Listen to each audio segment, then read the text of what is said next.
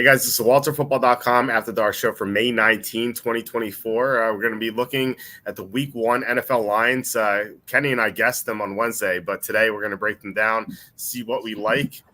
So I'm excited about that. We're going to be discussing a potential PGA championship hedge. If you followed our picks, you might have Bryson DeChambeau at around 30-1. So we're going to discuss that as well, and perhaps a new great betting opportunity. We'll get to that as well. Before we intro the guest, I'm going to say please hit like, subscribe, comment below, share this video, visit the link in the description for the merch store. All that would mean a lot to us. As you can see on the screen here, I have 4 new t-shirts at the merch store. The newest one we had before this was the money laundering t-shirt right here, but I just introed November is sloth month. This is so it's about time the other 6 deadly sins get their due, and I think that's sloth month. I think for November would be great because you have Thanksgiving, and so I asked ChatGPT to make a fictional flag with a sloth on it, and it made this, and I think it's wonderful because the sloth's eating a cheeseburger as what looks like marijuana leaves in the background, but it's not quite, so you can't get penalized for it. It's implied in some way. Right, and then the colors are red, white, and green. I'm like, what is that? So I looked up flags that are red, white, and green. No, that's the Hungary flag. And so the sloth is hungry. I don't know if I don't know if ChatGPT did that on purpose, but I thought that was pretty funny. So we have that. That's pretty clever. Yeah, we have a Pedo Pete t-shirt as you can get ready for the election coming up. You might know what that is. For our Aaron Rodgers and Harrison Butker fans, we have Rodgers Butker make football great again. And there are 4 lights. That's a reference from Star Trek: The Next Generation. When Captain Picard got kidnapped and he was held, he was being tortured, and he was asked to say how many lights there were, and he kept saying there are 4 lights because there were 4 lights, but they kept trying to convince him that there were 5 lights. So the moral of the story is really say what you believe. Don't be brainwashed into thinking something you don't believe to be true. So I think it's a great lesson to be learned. Also, if you really want to help support us, we have super chats, super stickers. We had a great super chat a couple days ago from Michael McGee. He gave us $20. Hope his recovery is going well. Michael, if you're listening, hope you're doing better. And Slew, 2 days ago, $222. And we've had some other great ones, John Sanders, DeGenenon, Germ, several others. Thank you guys for all the support, and hopefully you can keep them coming because the YouTube ads pay nothing. We need 4 shows of super chatless content to buy a McDonald's cheeseburger as we would. So please help us. Please support us there. Also on Amazon, we have Jerks of the College Years. It's my new book. It is, if you like Jerks of the Week, I think you'll like Jerks of the College Years because it's basically the same sort of writing, but from my stories at Penn State where I spent 6 years. Tom, we lived together on the same floor for one of them, and you know some of the characters from that book. So I do. So there are a lot of weirdos in that book that I've written about. So I think you guys will enjoy them. Speaking of Tom, we are joined by Tom, QuackyTakes. Tom, how are you? I'm doing well, and the fact that I didn't make it in the book really speaks volumes about how weird these people were. Yep. If I wasn't even weird enough to get in there. So Walt, here we are again. We've got a lot of exciting things to talk about. I took DeChambeau and Brooks Koepka both to win and both to place in the top 5. Obviously, DeChambeau is the one we're feeling the best about here. So I'm interested to get your feedback as a novice PGA bettor here, if you will. But I really like our chances. He's tied for 4th. Like I said, I had him top 5. So did you take anyone other than those 2, or what do you have going on? What do you have in play? Well, on the site, I had 6 selections, I think, 5 or 6. DeChambeau's the only one in contention. Koepka was there to start the day. I think he was only 4 back. He had a bad day today. He had a horrible day. So did Scotty Scheffler. This is the day I expected from him on Friday when he got arrested. And Friday he was outstanding. Like he birdied the first hole, and then he birdied the 3rd hole, I think, and like for someone who got arrested, that was like outstanding. That was the day. This is the day I expected from him on Friday, and he had he started so poorly. He began like, okay, par, but then he went double bogey, bogey, bogey. And I just didn't understand what happened there. But yeah, he just never recovered. And so now he's 8 back. You can't ever count him out to win. Is he anything to win? He's 0.1%. You can't ever count him out, but I would not count on it happening now. But yeah, Koepka, yeah, he was +3 on the day. He started 7 under. So unfortunately, he's not going to be doing anything. I also had Stefan Jaeger. Jaeger, he started the day disastrously. I think he started here, and he went bogey on the 3rd hole, double bogey on the 5th, bogey on the 7th. And then he recovered after that and actually finished under par today. But he began 3 under par. I thought he could make a run, but unfortunately that didn't happen. John Rahm didn't make the cut. That was shocking. He's supposedly the number 2 golfer in the world, and he couldn't even get under par for the tournament. So yeah, DeChambeau is the only guy we have left in contention. He's 2 back. It's the problem is it's very congested at the top. I might as well pull up the PGA, see what the odds are. So DeChambeau right now he's the 3rd favorite. He's +650, which makes sense because he's outside of Schauffele. I think you could argue he's the best golfer in contention right now. Hovland is coming back. Hovland's had a terrible year. He won the FedEx playoff last year. He's had a terrible start to the season, but he's having a great tournament. So I wonder if he's going to recover. So I think he could win as well. I think Schauffele's going to choke. I would not bet him. He's the biggest choke artist. I want to show you his finishes. So he's an outstanding golfer, but he never wins. Look at this.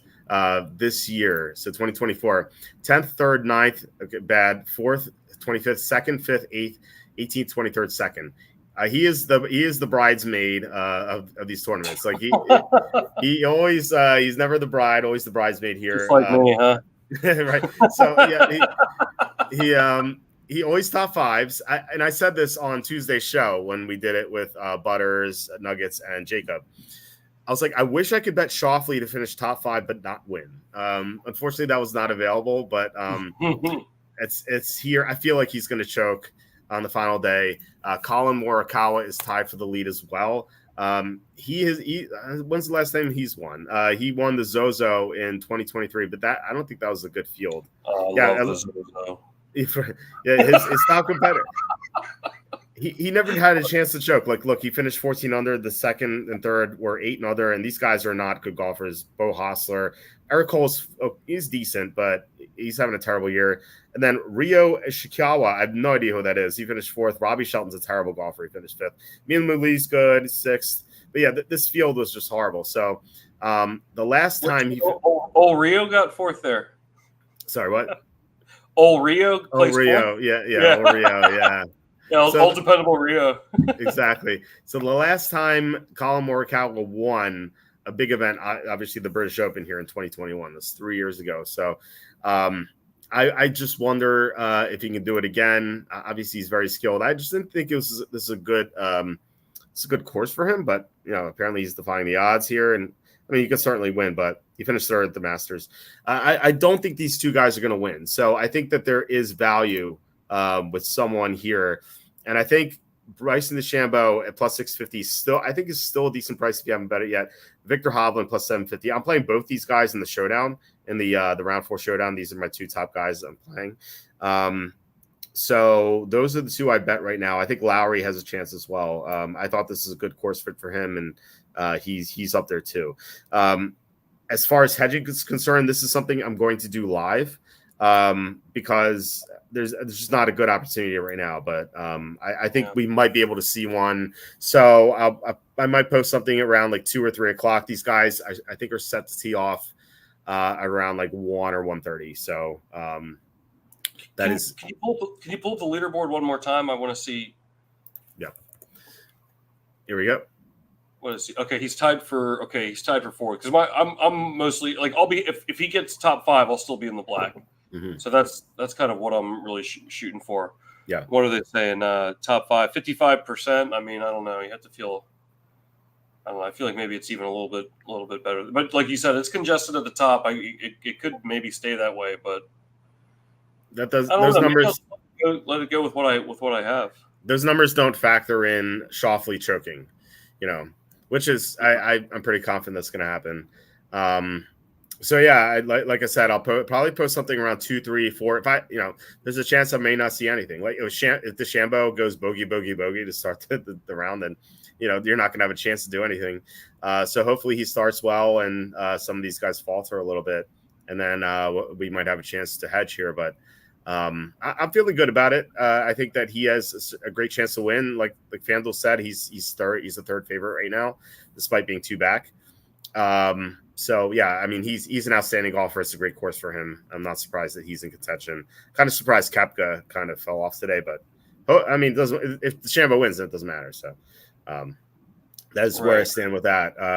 Anything else? I don't know if you wanted to go into the round 4 showdown or anything like that, but I mean, we can do that if you want to, because I'd almost forgotten about it. I won a ticket on DraftKings and I used it for a round 4 showdown. So did I. So okay. Oh wow.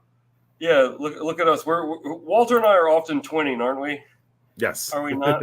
Exactly. Let me see. Okay, let me show you what I have so far. Well, I don't want to give away my lineup, but I guess it doesn't matter. Well, no, I'll replace one. I'll replace one person. Okay, DeChambeau. Okay, hold on. Let me zoom in. All right, DeChambeau. Jaeger. Okay. Kim. Seon Hyung. Sorry if I say it wrong. SEO. Kim. There you go. Okay. I'm sorry. I'm not. I'm just ignorant. That's all. Brooks Koepka. Okay. Thigala. And then Toasty, Cinnamon Toasty Crunch. Nice. Toast. Now that's one player different than what I'm actually going to do, just because I actually am going to stick with what I have, I think. But okay. Yeah, go ahead. What do you make of that situation? So round 4, the placement points matter a lot, and right now in this lineup, you only have 2 guys who can possibly win. I think that the strategy, like this, I think this would be a good lineup for round 3 or round 1, 2, or 3. But round 4 showdown is different, and I think that in round 4, I think you have to try to guess who the top 3 guys are going to be. Now it's expensive to play both Shoffley and Morikawa because they're both 10K plus. But something that I did, I started with DeChambeau and Hovland. They're both not in the 9Ks. They're both tied for 4th. If these guys finish 1st and 2nd, you get the placement points and you get the good scores, because obviously they're gonna move up. Right. So that's what I did to start. I also went with what's his face here, Lowry, who's 7,600. He's tied for 4th as well. So wow, if I get a scenario where DeChambeau, Hovland, and Lowry finish in the top 3 altogether, like I feel like this has a great chance to win. And I have 7,700 left over to have good golfers in my lineup. So I could have someone else who could finish in the top 10 potentially. Basically, you want to pick in round 4. You want to pick guys you think are going to move up. For example, if you look, not that I have this guy, like Mark Hubbard. He's tied for 24th right now at 7 under. If he has like a day where he finishes 6 or 7 under on the day, like he's going to finish top 10, and he's going to get those placement points. And what are those placement points worth exactly? He picks up 5.5 more points than he would normally. But yeah, you basically want this 13, 10, and 9. You want to try to get those. So that's how I handle the showdowns. You want to pick guys who can have a chance to move up and get placement points, basically. Right. You like Hubbard, old Mother Hubbard. Actually, I like Hubbard as a golfer. He hasn't been that good this season. 4th at the Pebble Beach this year, but he's having a great tournament. He was great last year. I don't know what happened to him to start the season, but maybe he's coming back. But no, I think there's I know he just picked that name as a joke, but I think there are a lot of good opportunities to pick guys who can move up in the standings. Hey, I can't remember who it was, but I was talking to someone recently who was not familiar with the nursery rhyme "Old Mother Hubbard." Do you know that one? I'm familiar with it. I don't know if Old Mother Hubbard went to the cupboard to fetch her poor dog a bone. Is it ringing a bell at all? It sounds familiar, yeah. Wow, you're not familiar with Old Mother Hubbard either. Well, maybe Mark Hubbard can help you. No, I'm behind my nursery rhymes, despite the I guess nursery rhymes are a thing of the past now. Is that what's happening? Well, I'd say kids. I feel like I should be caught up on these nursery rhymes, but I don't know. I heard of it. I don't know. I don't know if I've ever said a nursery rhyme to my son yet. How about the song "Ba Ba Black Sheep"? Do you know that one? Yes, sir. Yes, sir. 3 bags. Okay, there you go. Okay, you get some credit. That was on the SAT, I think. Yeah. How many bags full with the the SOTs? The SOTs. The Wolfsman. Okay, let's finish your lineup here. Sorry for the nursery rhyme. You got it all on Old Mother Hubbard's. As okay, love to eat. Thank you. Yeah, Old Mother Hubbard was an OG. Yeah. So to finish my lineup, someone like Bobby McIntyre here. Not that I like him. I'm just saying this example. He's tied for 7th. If you get these guys 1, 2, 3, 4, it's great. And then you have 7,800 left over. You could take a guy now. Now I think you have enough for the placement points. You don't need to pick everyone in the top 10. Like I think that's a mistake because then you can get too chalky. But like you can pick a guy you think has great upside, like Kurt Kitayama, for example. Like he could bomb the hell out of the ball, and he can have. I can see him having a big day. Now you have 8,300 left over, and then you could take like a Jordan Spieth or Tyrrell Hatton. To finish out your lineup. So just pick Hatton here, for example. You save $100, and I think this lineup has a good chance to win. I feel like a lot of people are going to play Schauffele. A lot of people are going to play Morikawa because they're tied for first, and they're going to want the first place placement points, which is 13. But if you fade that, then I think, and they don't do well, I think you could do well in this tournament. Like for round 3, I cashed my lineup. I avoided Scotty Scheffler because I figured everyone's going to play Scheffler. And I thought that I didn't like Scheffler too much to begin with this weekend because I didn't think this was a great course fit for him. And he also had the arrest. I don't know, he had it, obviously that was Friday, but maybe there's still stuff lingering about it. And he was upset about it or something like that. So I wanted to avoid that. I think Rory McIlroy is a great play too. I think no one's going to play him because, people are going to play, like I said, people are going to play Schauffele. People are going to want to play Morikawa. And then Scheffler's always going to attract ownership. Like McIlroy could be the forgotten man here. I think he could have if he has a great day, and he's been in great form lately. Not that he can, it's going to be tougher in the win at 8 under. But if he shoots 7 under and moves into the top 5, that's something that you may want in your lineup. So if you take out, for example, if you take out Hatton, then you take Bobby McIntyre. Okay, that's not enough. So you probably have to take out Holland at that point. And then you have 7,150 per player. You could do it that way. So this is something I'd want to do. I'd want to play 2 of McIlroy, DeChambeau, and Hovland. That's how I would approach this tournament.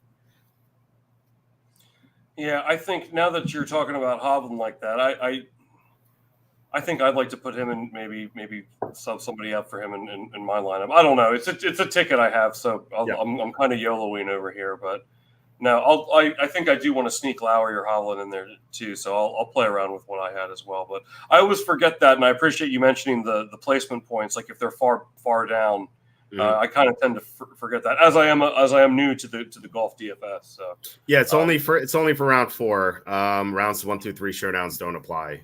You don't get any placement points for those. So just something to remember for round 4. And I think that's good too because you're letting the beginners know, such as myself. We represent all the advanced DFS players like Walter here, and then the guys that get lucky every now and then, like myself. Except for hockey. My hockey DFS is pretty decent. Yeah, you showed me your lineups. Those are pretty great. Love to eat asking a question. Do you think a great golfer is an athlete? I do. I think it's harder than you'd think. Now it's not like a football player or a basketball player. We just keep running nonstop. But you think about it, like these guys are out on the course for 6 hours or 7 hours for the day. Generally, it's going to be 80 to 90 degrees where they are because they start the season in the south and then they move northward as the season progresses. And so, like, you have to like swinging a golf club is, I mean, it's basically like trying to hit a baseball. You're trying to do something with a stick with precision, but you have to keep doing it over and over again. And a lot of it requires accuracy. Like you have to like read the greens really well once you get down there toward the pin. And I just think yes, I would say it's an athlete, but I wouldn't put it on the same level as a football player or hockey player, basketball player. It's like second tier almost. I remember back when I was in middle school ish, they did ESPN. It was like late 90s, and ESPN was doing the top 50 athletes of all time. And I can't remember who it was, but like the number 46 or number 43 athlete was a damn horse. Oh, really? Yeah.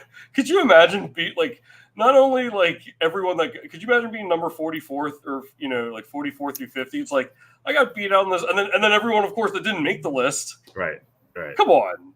You think a horse is? I mean, it should recognize it definitely did something, but there's a list for people. Yeah, I don't know. It's a little silly. I can't get behind putting a horse on that list. It's stupid. I put a poker player on there. Yeah, right. What if there's the dog racing or something? What if there's some great dog that broke all the records and stuff like that? And you're not going to put that on because it's not popular. It's kind of dumb. I shouldn't put non-human animals on there. I think, but I don't know who made that list. I think they're just trying to drum up controversy. I know, but it's I don't think anyone really batted an eye at it. Lefty says, LOL was actually Danny Noonan as a kid. Grew up at elite course, did the caddy thing, rode my bike down the boulevard, etc.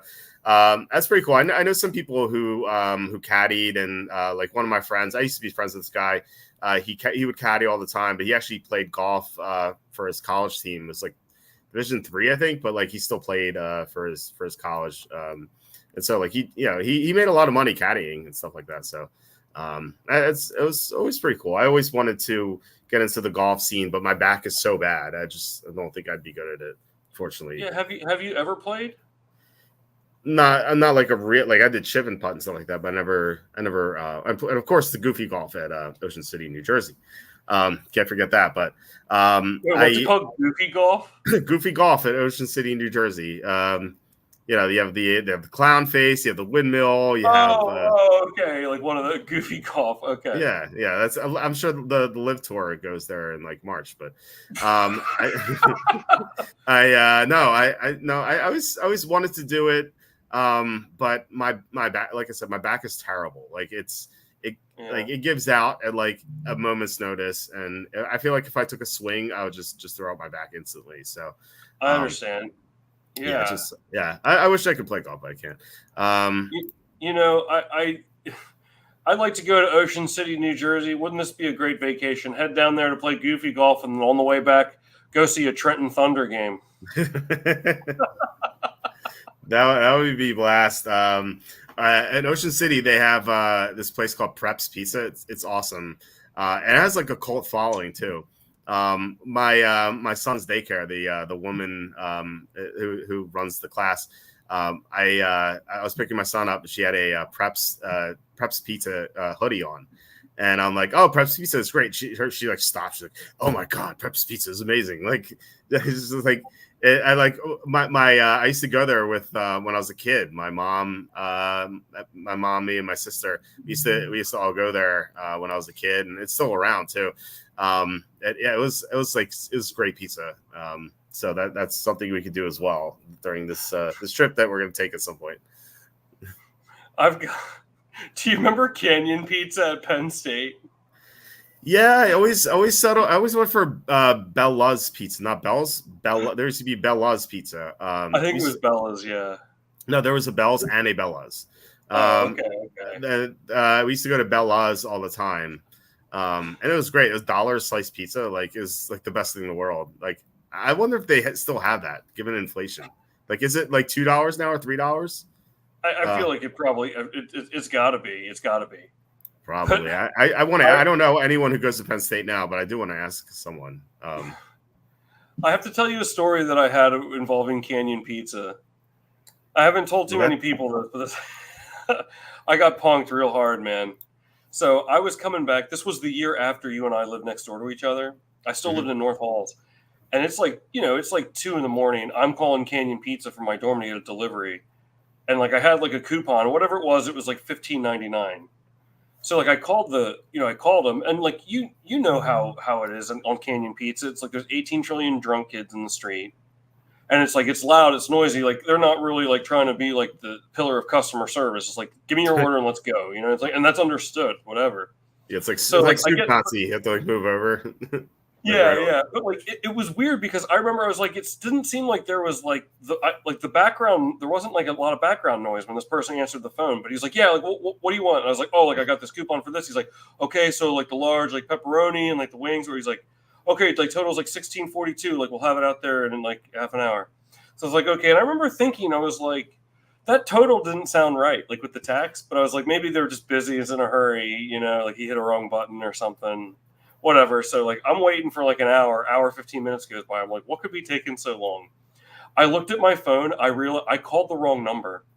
It was just like a random kid, and like his number it was like 1 digit off, and he like I didn't even like text and be like, bro, what the hell? Like I respect the troll, man. Like I respect the game. He got me good. Like obviously that was not the first time that happened to him, but he like went through. He like pretended to work there, took my whole order, and like I just went to bed disappointed. That's outstanding. Respect. I respect that dude. That was a first class troll. I wasn't even mad. That reminds me of the Kramer movie phone thing. The episode. Welcome to movie phone. You have selected brown-eyed girl. And he's like, why don't you just tell me the name? Right. It's one of the classic ones. So good. Oh, man. Sorry, when I was in college, we used the domino ride in this small town. I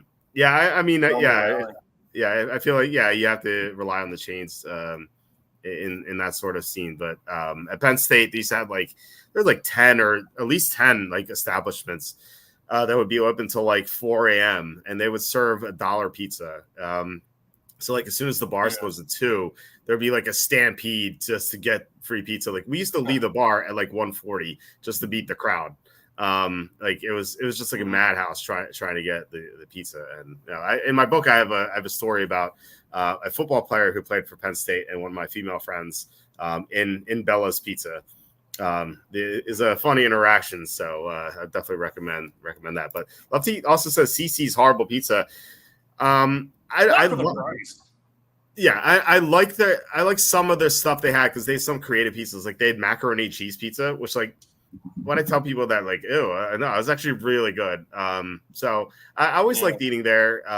We'd go sometimes on the Sunday night. Ryan and I, my friend there, friend at Penn State. So it was I liked it. It wasn't like the best, but I was, like you said, for the price, pretty good, I think. I mean, it is kind of like the Walmart of like casual dining. Yeah. But like I don't care. Like it's for the price, you get a lot of food. I know it's probably terrible for you, but I mean it's pizza. What do you expect? Yeah. Like McDonald's is terrible for you. It's like they serve burgers and fries. Like I know. I feel like everything's terrible for you. Like Salad Works isn't great for you. With all the salad dressing and stuff like that. Like I love it. Like people like feel good about eating a Salad Works. It's not amazing. It really isn't. So. Yeah. Well, remember Super Size Me? Remember the documentary Super Size Me? I know of it. I didn't watch it, but I know of it. You got to be joking. You have to watch it tonight. I don't watch documentaries. No, I don't care. You have to watch this one. I know how it goes. He ate McDonald's every day or something, right? Yeah. Oh man, it's a good documentary. But I have to say something about like Morgan Spurlock. At one point, like the rule was, if they asked him to supersize it, he would say yes. Otherwise, he wouldn't supersize it. Okay. But like he ate like a double quarter pounder meal, supersize, and then like leaned out his car window and threw up. That's weak ass. That's some weak ass Bush League bull crap, man. Like, come on, you're gonna throw up over a double. I mean, I guess that's a lot of food, but like, Come on, bro. But you know what was funny about that documentary is like everyone that saw it before you, they would be like, "You'll never eat at McDonald's ever again. Oh, never. You'll never want to." And my cousin Danny and I watched it, and as soon as it was over, we looked at each other, and my cousin looks at me and he goes, "Huh, kind of want to go to McD's right now." It's so gross. I went there on Monday to find out what a cheeseburger costs, because we had this argument, my dentist and I, who said a McDonald's cheeseburger is now $12. I'm like, dude, that can't be right. And he was so adamant. He's like, yeah, $12. I went there the other day. That is $12 cheeseburger. And I like my dentist, but I just didn't believe him. And so I had to go myself. It's $2.69 just for cheeseburger. I just went to get a cheeseburger. It was $2.69. I was like, okay, it's cheap compared to $12, but I've said this so many times. When I was in high school, they had hamburgers for 49 cents, cheeseburgers for 59 cents. And I used to get 4 because I used to swim a lot and I needed the calories. 4 cheeseburgers in high school are less than a 1 cheeseburger now.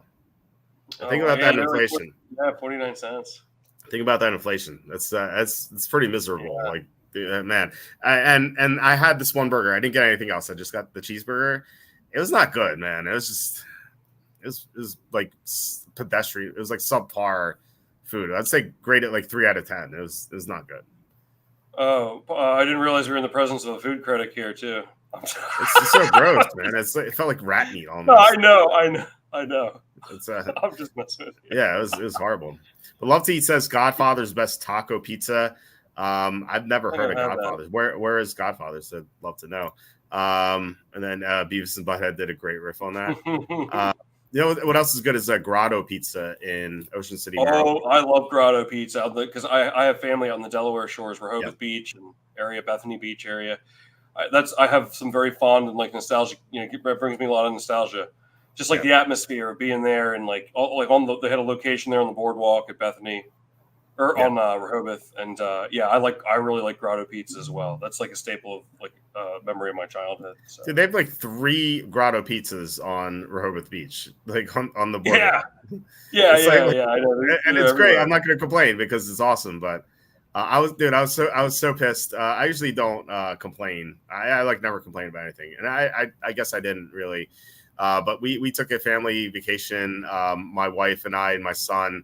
We went to Jellystone Park in Delaware with my wife's family. So it was her parents and her 2 sisters, and only one sister, and she has 3 kids as well. So there are a lot of people there. And we went to the beach one day as Grotto Pizza is right next to us. I was so excited. I'm like, oh yeah, I guess we're gonna have Grotto Pizza for dinner. And I was even telling my wife, I'm like, oh, I'm so excited. And so I'm like, so we were getting ready to go from the beach. I'm like, and I figured we're just going to go to Grotto Pizza. And then I don't know who suggested, but let's just make dinner back at the cabin. I'm like, dude, pizza's right here. Let's just get the pizza. I didn't say that, but I'm like, come on, man. And then no, let's make our pizza. It'll be cheaper. And I'm like, or no, let's make our own food. It'll be cheaper. So we went back to the cabin, and I forget what we had, but I remember it not being good because some of the kids were putting their hands in the food as it was being made. It's so gross. And then some of the food was burned, and I was like, man, we could just have Grotto Pizza. I was so upset, but I didn't say anything because I don't complain. I can't believe I would have said, hey, I'll have that, but I came here for Grotto's, baby. I'm taking a pie to go. I would have, and I don't care. I'd make him wait. Yeah. In hindsight, I should have. Okay. I should have. I feel like I'm too much of a pushover in these family meetings. I never say anything. Right, I hate to be the complainer, Yeah, you have to make concessions of some kind like that, Yeah, that's true. That would be a huge letdown, but I don't know. I'm also much farther from Grotto's than you are, so I guess if I went there, I make for damn sure I'm going to go there. Yeah. I remember. You want to know something? 10 years ago, my cousins from Florida came up to visit me when I was still living in Pennsylvania, and my cousin Eddie was like, oh man, he's like, have you heard of this place called Wawa? They didn't have him down here yet. And I'm like, dude, I used to go to them 3 times a day, every day for 8 years. I know. If I don't go to Wawa for a few days, something's wrong. Yeah, exactly. But it's I lived at one point like 10 or 15 minutes from like the headquarters, the national headquarters. Yeah. Like Wawa. And then have you ever had Sheets? It's what No. Sheets is with a Z? I know what it is. I never had it though. Is it good? I think it's better. I grew up in Sheets country, central Pennsylvania. And every time I go up there like to visit my family, like I always try to stop at Sheets and get like a chicken tender sub that they have. It's pretty good. There used to be an argument about Wawa and Sheets in Pennsylvania. I do think Sheets is better, but like maybe because I've had so much more Wawa now because I lived in Eastern PA like the other half of my life and like lately. Well, you've been gone from PA for what, 2 years now? Well, no, about a year and a half. I've been in Florida like 9 out of the last 10. But they have like as soon as I like showed up down here, what a coincidence! Oh, like there's Wawas everywhere down here now. Oh wow, okay. Yeah, like they started them in Florida, and like you see them all over the place now. They've had a lot more pop up since I got here. So interesting, because I was about to say like they've added new stuff. Like they have pizza now. They have French fries. Yeah. The pizza's not great, but it's nice that they have it. Oh, you tried it? Yeah, I mean, the first time they had it, they were giving out slices for free. That's like the only time I had it, and I was like, that's not bad. It's not like the best pizza. I'd rather go somewhere else for pizza, but right. The fact that they have it there is like kind of convenient. They have wraps now. I haven't tried one of the wraps yet, but I was disappointed that you can make your own wrap because I love cheesesteak wraps. I think that's like one of my favorite foods. But like, I was hoping that you could put your own stuff in there, like customize it, but they don't allow that, unfortunately. Like I'm sure you can. I'm sure you can ask. On there. What did you say? They got some new buttons on there. They don't have all the options. I know. I was really hoping for it. You ever see a customer there that doesn't know how to work the touch screen? I've witnessed that twice. I go in and there's someone standing at the screen. For those of you who don't know, it's like a made to order like touch screen, like you see in so many places. And it wasn't like it was a really old person either, but they're like looking around. I remember this one girl was like, I don't know what to do. Like, I need help. And like, it's like, how do you explain this? Like, what would you like? Press the corresponding button. Like, I don't know how else to explain that. But I mean, I don't know. Maybe it can be overwhelming to some people. But what do you think about that? It's so simple. I feel like. So, no, it is simple, but I was never a fan. When they introduced touchscreens for the first time, I was actually kind of pissed because I don't know if you remember what it was like before the touchscreen, but you actually had to tell the people behind the counter what you wanted. And like I don't think I ever did. I think I always had the touchscreen. Okay, because I remember the touchscreen started when I was like in high school. Maybe 11th, maybe 10th or 11th grade. Like that's when they started. Because we used to go to Wawa after swim practice every day. We used to have in the summer. We used to swim in the morning, and then we used to walk to Wawa, like a bunch of us, and then we walk back and eat our food. And like I remember the first time they ever had touchscreens, I was pissed because I used to like mac the girls who would work behind the counter there, and I tell them what they want, and then like I keep talking to them. But like with the touch screens, you couldn't like it was no like icebreaker or anything like that. So right. Now it looked like you were. Yeah, and like it's like it's hard because like they would never even look at you. They would just be preparing food. Like they'd be like, hey, you just like try to get their attention. Like it's just awkward. So that made it a lot worse. Potential love connection too. I know. There used to be some attractive women who worked at Wawa. So you really have it out for the machines now, huh? Yeah. Never a fan of the machines, man. Yeah. I'm like Commander Adama in Battlestar Galactica. I'm like piloting the old ship that can't be hacked because it's so old. I don't know if you ever saw that show, but like basically like the robots, they're called Cylons. They hack every ship in the fleet and they explode. But they can't hack this one, the Galactica, because it's so old, and because the commander doesn't want to like innovate and like get a new ship. He just like piloting in this old hunk of junk, and like the robots can't hack the ship, and so like it's the only ship that survives like the robot attack, and like it's pretty funny that way. But it's one of the best shows of all time. It's I think it's definitely my top 10, maybe my top 5. But it was just funny that like they survived because it was just old stuff, and I always like styled myself after Commander Adama. Just great one of the best characters I think in TV history. Have you ever seen War Games with Matthew Broderick? No, I don't know. It's like it was made in the 80s, and like they're playing this game. Like he has like this, it's like the oldest. Like he accidentally starts war with Russia.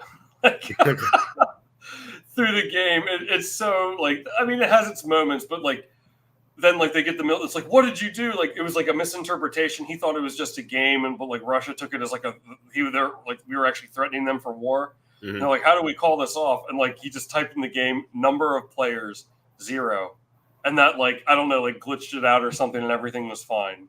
It's so bad. That's funny. War Games, yeah. That's funny. It's like, all he's playing a video game, all of a sudden Russia thinks. It's such a weird premise. I've been watching some really bad movies. Did you ever watch Mystery Science Theater 3000? Maybe. You know what it is though, with the silhouettes on Comedy Central. Maybe not. Maybe not. No. Yeah, they used to like watch like terrible movies and just make comment. It was like one guy and like robots, and you could see their silhouettes, and they would be watching the movie and making comments. It was one of my favorite shows, and I found like so many stupid movies like from as a result of that. So it was a good show. Lofty says, "Don't be a beta, Walt." So, I'm wondering, like, is it beta to complain though, or like, is it the alpha just suck it up and just go along with it? Because I don't know. I feel like complaining. Well, I mean, if you're weighing out the what's going to be more of an inconvenience at the end of the day, like.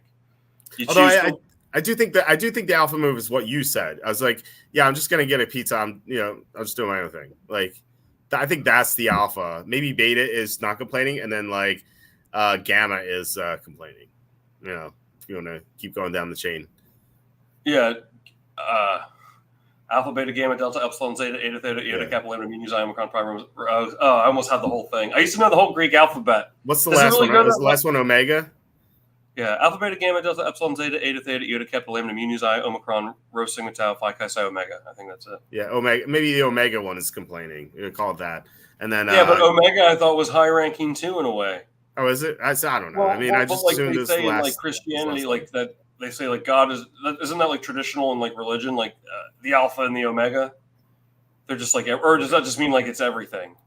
I know nothing about religion, so I don't know. I'll take your word for it, but whatever the lowest letter is. Well, that's what they said, but I don't know what it meant. I'll take the. We'll call it the moo. How about the moo? The mu, the moo. The moo move. that's Mew. Pokemon number 150. Okay, I don't know anything about Pokemon either. What? Oh, geez, we got a Pokemon. I'm too old for Pokemon. We've got a Pokemon non-believer on our hands. I'm too old for Pokemon. I played Magic the Gathering when I was a kid. Pokemon was after my time, unfortunately. Okay. I feel like I would have liked it, but I don't know. You probably would. When it first came out, I was in high school. I was like, I feel like if it came out when I was in middle school, I would have gotten into it. But like high school was getting into girls, stuff like that. So my brother was my brother's 3 years younger than I was, and it got popular when I was in 7th and 8th grade. So he was in like 4th and 5th grade, and like getting ready for school in the morning, he used to have it on the TV like while we were getting ready. So like I used to watch. We would like wait for the school bus and whatnot. Yeah, and we would watch like the Pokemon, the animated with Ash, and And so, like, I was kind of forced to watch it. So I was like, it kind of like grew on you a little bit. So anyhow, they made a Pokemon movie, not that new one with Ryan Reynolds. They made an animated one in the late 90s. So they had the whole the whole Pokemon movie. But before it, there was like one of those like 10-minute shorts. You know how sometimes they do that? Like Pixar does that a lot. They have like the shorts at the beginning of the feature presentation. You know what I'm talking about? Yeah. So they did that with the Pokemon movie. It was called Pikachu's Vacation. There weren't any humans in it, so it was just all Pokemon for like 15 minutes, and it's like, the Pokemon can just say their names. Mm-hmm. So for 15 minutes straight, it's just like Pikachu, Pika, Squirtle, Squirtle, Psyduck. My parents took my brother to see that. They said they were about to blow their freaking brains out. They thought that was the full movie. They thought they're gonna have to sit through that for an hour and a half. And like they both said, they're like, I'm gonna lose my freaking mind like over this. Like, if this is for an hour and a half, I can't do this, because that's the whole short. There's no like they're just like walking around doing things, and Pikachu, like just saying their names. It's a nightmare. It sounds horrifying. I feel like my son's gonna. Yeah, being a parent of young kids, I'm sure you've watched your share of things similar. Yeah, I have a high tolerance for annoyance. I usually don't like that stuff. That usually doesn't bother me, like the baby shark stuff. My son used to love it, and he used to play it a lot, and I just never bothered me. Like it bothers my wife a lot, but not like I don't know. I never found that stuff annoying. So I don't know. I feel like I don't know why I have a high tolerance for that stuff. Love T says loved Magic the Gathering. What is this past tense loved? Should be like love, but Magic Gathering. There's new sets coming out. There's a new set coming out in at the end of next month, I think, or whatever. Yeah, when you love it once, it's forever. Love to eat. That's the rule here. Right. I should play tonight. I played tonight. My brother-in-law was here. He was stopping by on the way to his parents' house because his niece, my niece too. My wife's sister's daughter. She turns 4 tomorrow. So she's having a birthday party. So he came from Harrisburg where he lives, and so he stopped by to eat dinner and then like play a quick game of Magic. He brought his 2 decks, so we played a couple games of Commander, and then he went to his parents' house. So it's a lot of fun. It was such a great game. It's like chess and poker combined. Basically, like for chess, in like the chess mold, you have to kind of establish your board, and like the bigger board presence you have, like the better off you are. But for the poker aspect of it, like you have to kind of have to like figure out what your opponent has and like try to like kind of outmaneuver them. And you have to kind of like, you have to know, like, do they have a card that kills one of my creatures? Do they have a counter spell? Like, it's stuff like that. So it's a lot of fun. There are lots of creature types you can play, but there's also like combos and stuff. Like you could combo off and like have like a million like there's this combo called like Kiki Jiki and Restoration Angel. Like you'd have like a million angels and like kill your opponent with them. It's a lot of fun. I've played since I was in middle school. So Walter's over playing this intelligent game. You have to be intelligent to play Magic the Gathering. I was over there playing Connect 4. Connect 4, that's strategy in that. Serious. Go for it. Remember those commercials? Connect 4. Go for it. Connect 4. Let's see. Asking. Go for it. They made it sound so serious. Guess who? Remember Guess Who? Guess. Yeah. The problem with Guess Who is that there's like an optimal way to ask your questions to get the right answer. And like once you learn it, like you'll probably win unless your opponent gets lucky and like asks the right question. I forget. I was looking it up. And I was like, yeah, you can. There's like a list of like 5 or 6 questions. Like if you follow it, you'll get it every time. So that's like once I found that, I'm like, yeah, this is not as fun anymore. I guess it's entertaining for a while when you play, as a kid. Did we talk about this before? Gooey Louie. I know Luigi from Luigi's Mansion. No. My son loves Luigi's Mansion. He always asks me to play it. And then like he gets scared of the ghosts and like he like runs away. Which is like funny. Luigi always gets scared of the ghosts too. So Gooey Louie was this game. It was just like this like plastic like dude's head, and there were like these it's just like these like worms, like these like they're almost like gummy worms, but they weren't edible. And like one of them you had to tie to this rubber band. Like you just like pull boogers out of this thing's nose. And then like if you pull the wrong one that's connected to the rubber band, his brain pops out. And like whoever does that loses. Okay. It's the dumbest game ever made. We wonder why people are screwed up today. I saw a game. I'm being serious. So I saw a game. I worked a seasonal job at Toys R Us once, right?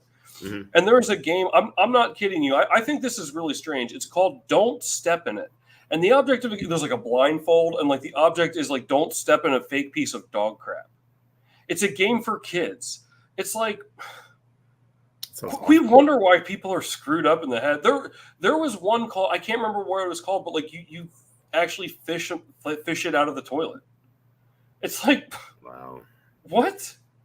We wonder why weird. people are insane. Like that's what it's so funny. Like I don't know. I think it's kind of weird. I don't know. Whatever. What do I know? I just play video games on the internet. Love to be asking, are you a mountain, island, or swamp guy? There's also plains and forests. It's basically how Magic works. There are 5 colors, and each color has a land type. So there's blue is island, black is swamp, red is mountain, green is forest, white is plains. And like based on like if you put a plains down, you can cast stuff that costs a white. So like there are white spells, black spells, green spells, blue spells, and red spells. And like some of them are multicolored too. Like there might be a spell that's like black, white, and green. That those have names too, but so yeah, and each color has its own personality. Like red is super aggressive. Black is like you pay life to do stuff. Like you're basically channeling the demons, and like you're trying to like get ahead by like sacrificing your own life or sacrificing creatures. Blue is like super smart, like intelligent stuff, like trying to outsmart your opponents. White is like defensive. And green is just growth and like trying to like get out big monsters. I am a swamp guy. I love playing black. My commander deck, I have 2 main commander decks. One is Luris, which is black and white, and the other one's Anamatu, which is blue, white, and black. So I love white and black. I love the combination. And I love blue as well. Like those are my three main colors. I hate green the most. I feel like green is so boring. It's just like big dumb monsters, but like, and you draw cards, but it's there. You can't interact with the stack. There's like green spells. Like it's rare to find a green spell that kills another creature or something. So I like never play green. But yeah, I love these. I'll be over here playing Chicken Limbo while you guys are doing that. Gator Golf, maybe. Yeah, so I highly recommend the game if you haven't gotten into it. Next time you come down, Tom, or I guess come up, I'll try to teach you how to play. All right, I'll give it a shot. Yeah. All right. How about we get into the week 1 lines? Yeah, let's take a look at some of these. I haven't looked at anything yet, so it'll be interesting to see see what we have here. All right. Well, the Thursday game to start the season, we have Ravens and Chiefs. Chiefs are -2.5. I was kind of shocked to see this number. I thought it was going to be like 3.5 or 4. The Chiefs beat the Ravens in the AFC Championship, and the Ravens lost 3 offensive linemen. I'm really surprised this line's not 3 or higher. I don't know if it's like the bait to bet the Chiefs, but I would lean Chiefs right now. What do you think? Yeah, I like the Chiefs here too. I wonder if do you think this could be an overreaction of sorts to the acquisition of Derrick Henry here? I'm not sure that. I mean, do I think he's going to make an impact? Yes, but I don't know. I just don't know if he really fits their offense and what they have. I'm not saying I think that's going to end up being a bust trade at the end of the day, but I don't know if it's going to take them to the promised land. Certainly, I'm not sure, and I wonder if people like the Ravens more because of that. And really, the Ravens could have beaten them in that AFC Championship game if they didn't, give the damn game away. But I really like the number, especially it's in Kansas City too. I mean, if we were getting it at 2.5, even at -120, I like that for as an initial reaction here. Yeah, if the Ravens still had Derrick Henry and like that offensive line that they had last year. Maybe it'd be good, but they lost 3 offensive linemen, like I said, and Henry was splitting touches with Tajay Spears last year. It's not like the Henry of old. This is not Derrick Henry circa 2019 or 2020. Like this is a decrepit, or not, maybe not decrepit is a bad word, but like a declining Derrick Henry is not the same that he once was. So that's I'm gonna, and of course I hope he does well, but I don't think it's going to have quite near the impact anyone thinks it will. I agree. We'll see how that lands at the end of the season. All right, we get Packers it says Packers at Eagles, but this is in Brazil on a Friday, so it's going to interfere with our calls here. If Goodell starts having these Friday international games, I think that's where this is going, because it's actually illegal to have Friday games in America, but I guess you can skirt that rule by playing games in Brazil. If you have a game on a Friday, they'll lock you up and throw away the key for that one, man. That's right. Illegal. That's right. That's the act of it was implemented in 1961 or 63. I can't remember what year, but around then. Love to Eat says easy 2.5 for Kansas City. So here with the Eagles, I love the Eagles. I mean, I like both teams a lot this year, but I think the Eagles are the number 2 team in the NFL right now. I mean, obviously you can make a case for another number 2, but I think they're definitely top 5. They had major problems defensively last year, but they got Devin White, they got Chauncey Gardner-Johnson, they got the 2 cornerbacks in the draft. They hired Vic Fangio, and then offensively they got Saquon Barkley, as if that offense needed more juice. I think this team is loaded, and I like the Packers as well, but I think the Eagles are the best team in the NFC. But it is a Brazil game. Like, there might be some weird travel stuff we don't know about. I think it's tough to handicap this game. I'd be shocked if it makes a super contest for me. What do you think? Real quick, let me see, who do these teams play in week 2? I'm interested to know, because that may influence how I feel a little bit here. I'm always looking for week 2 is maybe my favorite week. Let's see, where am I at? So I'm pulling it up now. It says the Eagles play. Why can't I find it? The Eagles play the Falcons on Monday Night Football. Okay. And then the Green Bay hosts the Colts. Yeah.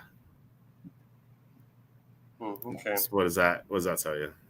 Not really, not a whole lot at this point, but I do really think I really like the Eagles, especially if the public's on Green Bay. And I think that might be the case, especially, I mean, talk about these 2 teams leaving completely opposite tastes in the mouths of the public bettors and the fans at the end of the season. Mm-hmm. So now to curb some of that, like you said, the acquisition of Saquon Barkley, they're going to be a lot better on defense this year. You think they're going to be one of the better teams, one of the best teams in the NFC. I would tend to agree, and I just think I think this could be like a double-digit win for them, actually, as things stand now. But who knows? Preseason there could be crazy injuries or whatever. But as things stand now, I like the Eagles here, and especially if if more public money is on Green Bay. Okay. All right. So we move to Sunday, our first Sunday game, Titans at Bears. This is what I pointed this out on Wednesday when I did the show with Kenny. I like the Titans a lot at plus 4.5. I think the Bears I think they're going to be a good team this year. I was disappointed with what they did in free agency. I thought they could have done more. But I think this is currently the hype team heading into week 1. Now, there could be a different team. Maybe a team looks great in the preseason. They got a ton of hype for that reason. But right now, this is like the new public team. This is the team that people want to bet on because, they have Caleb Williams, they have Keenan Allen now. They drafted Roma Dunze. They already had DJ Moore. They signed DeAndre Swift. Like, oh, look at us. We have so much great talent here. I don't know about the defense. Like, the defense was better last year, but they still have some holes defensively. Not quite sold on the offensive line, and this is Caleb Williams' first game. So I don't know if the Bears are going to quite live up to expectations yet, and I don't think Tennessee is going to be as bad as some people think. Now, I don't think they're going to make the playoffs, but I like some of the moves they made this offseason. Like, offensively, they got Calvin Ridley, and I thought that was an overpay, but still, it's an upgrade. They drafted J.T. Latham in the first round to upgrade the left tackle spot. They signed L'Jarius Sneed and Chidobe Awuzie. Like, they had terrible cornerback play last year. Like, now they might have some excellent cornerback play. They have some issues, like Kenneth Murray. They're like, is the starting linebacker there? Like, that looks awful to me. But I don't think the Bears are going to be able to quite expose that because they don't have the best running attack. So, I like the Titans here. I think they could pull the upset, but at the very least, I think like Bears by 3 is probably the most likely result in my opinion. So I think Tennessee right now looks like my top play of the week. I like it too, and I think that even should the Bears, I think there's an opportunity for a backdoor cover here as well. Maybe they're down by 10, something like that. And I think that might be there's a good chance that could be the worst case scenario for us. I really like the Titans here a lot. I'm very high on the Bears. I'm going to take them to win the Super Bowl this year. But I just feel like it's going to be one of those things like, how often does the quarterback set the rookie quarterback set the world on fire on the very first game? Like, I think they're going to be very good. I think Caleb Williams, as far as I can see right now, is going to do fine. But this is going to be like, okay, like, let's just kind of get our feet wet sort of thing. I think this could be one of those games that stays really close. Maybe the Bears pulled away at the end. But I'm with you. I think this is going to be a 3-point game at the most. I don't know if Tennessee could pull. I mean, they definitely could pull the upset, of course. But I feel like this is one of those where it's like the Bears might need like 2.5, 3 quarters to finally wake up and, and kind of maybe win on a last-second field goal sort of thing. And then, like, I expect them to have a decent season. But that's how I kind of feel how this one's going to play out, just a knee-jerk reaction. Yeah, I like how it's the overreaction. I love the fading the overreaction team in week 1. Like, usually it tends to pan out. But last year was the Bears as well. I remember the Bears are getting some hype, and the Packers came in and like destroyed them in week 1. Yeah. So I don't think Tennessee's gonna necessarily do something like that. But like I said, I think Tennessee's a little underrated. I think they can win 6-7 games. We'll see how Will Levis plays, but I like their whole roster outside of quarterback. Lofty says, Lofty says Green Bay has the best young talent. They beat Kansas City. They are NFC Central champs. I love the NFC Central reference there. They could certainly. I think they could definitely win the Super Bowl this year. LSD says Tennessee got old in the offseason. I don't know. I think they had a pretty good offseason. Honestly, like they were lacking a lot of spots last year. I wish they still had Vrabel. If they still have Vrabel, I feel so confident about that. And I still do, but I'd feel more confident, I should say. Chris says, good evening, Walter. Good evening, Chris. He says, I hope you're prepared to go for at least another hour. Of all your hosts, I know Quacky is able to match your impressive stamina. Yes. So we have great stamina here for sure. Yeah. That's what we're known for. Yeah. No, Quacky and I were talking about like 24-hour streams, like doing a 24-hour stream at some point. And I said that like, I need to do that when my kids grow up and are no longer here because, which kind of makes me sad. But at the same time, like I feel like my wife would throw my stuff out of the house and like on the front lawn if I did a 24-hour stream. So we'd have to wait for that. We'd have to wait for that one, but I could definitely do it. For sure. And also, like, I think, so that's like a little less than 20 years from now. We've been doing this, like I said, for 20 years already. We're still going to be doing it in another 20 years. Look, our day in the sun will come. We sometimes like, you'll call me or I'll call you, like, it'll be like 10 o'clock in the evening. And then like, we'll get off the phone at like 5 a.m., Yeah. It's like, we that's more than a quarter of the way there. So, without even trying, we could actually probably do a little bit of prep. Yeah. Welcome, Chris. Good to see you, man. Thank you. Yeah. If you guys have any questions, just let us know. We'll answer any. You guys know my stance. I'll answer anything. Let me sneak this in real quick. What's up, Slew? Before you read Slew's comment, because it has to do with this game. Okay, do you remember two seasons ago now, Walt? It was the Giants at the Titans, and we took the Giants plus 5.5. Yeah. I think that's this game, but the Titans are in the spot of or the Giants in this case. I like it. The Giants won outright. Giants won that game outright. It was close. Remember, they were down 14-0. Mm-hmm. Yep. And then they won at the end. I like that. I like that callback. I remember that was when I was doing my daily videos. I had just broken out of like an 8-game losing streak 8 days in a row, and then I put 4 units on the Giants plus 5.5 in my video. We had it in the super contest, and I was like 14-0. Like, I'm back on the losing side. They came back, and they went for 2 at the end. Remember, I was like, I was like, go. I was like, yes, they're going for 2. Like, make it or miss it. We're going to be in pretty good shape here, and they made it. Yeah, that was a great win. I remember that fondly. And I remember in my video, I was like, I like the Giants plus 5.5, and maybe to win outright, but and ended up having, and they just squeaked it out. I think that's this game. I like the Titans too. So. That looks like that might go on our card pending, something. Yeah, obviously, we have almost 5 months to go. There could be some crazy injuries or something. Right. Yeah, Sue says Bears look past to Sunday night game against Texans week 2. Yeah, that's something I didn't even look at yet, but I think it's a great point. The Texans are going to. Excellent point. Yeah, the Texans are going to be one of the teams that are seen as a marquee opponent. I think like they're getting maybe like I don't want to say they're the hype team because they've already proven it. Like they went to the second round last year, so like they're not quite the overhyped team. Whereas like the Bears haven't gone to the playoffs yet. So I'm telling you, Slew, you're a genius, man. I really like the Titans now. You think Caleb Williams isn't going to want to play Houston? You know, thinking he's hot shit playing against C.J. Stroud. He wants to be and have a season like C.J. Stroud. You think he's not going to be thinking about that the week before? I really like Tennessee now, unless, you know, again, barring some sort of catastrophic injury or incident. Yep. But Slew, that one comes through, man. I'll throw you a couple gumballs. I appreciate you, buddy. No, seriously, I'll throw you some props for that. That was great.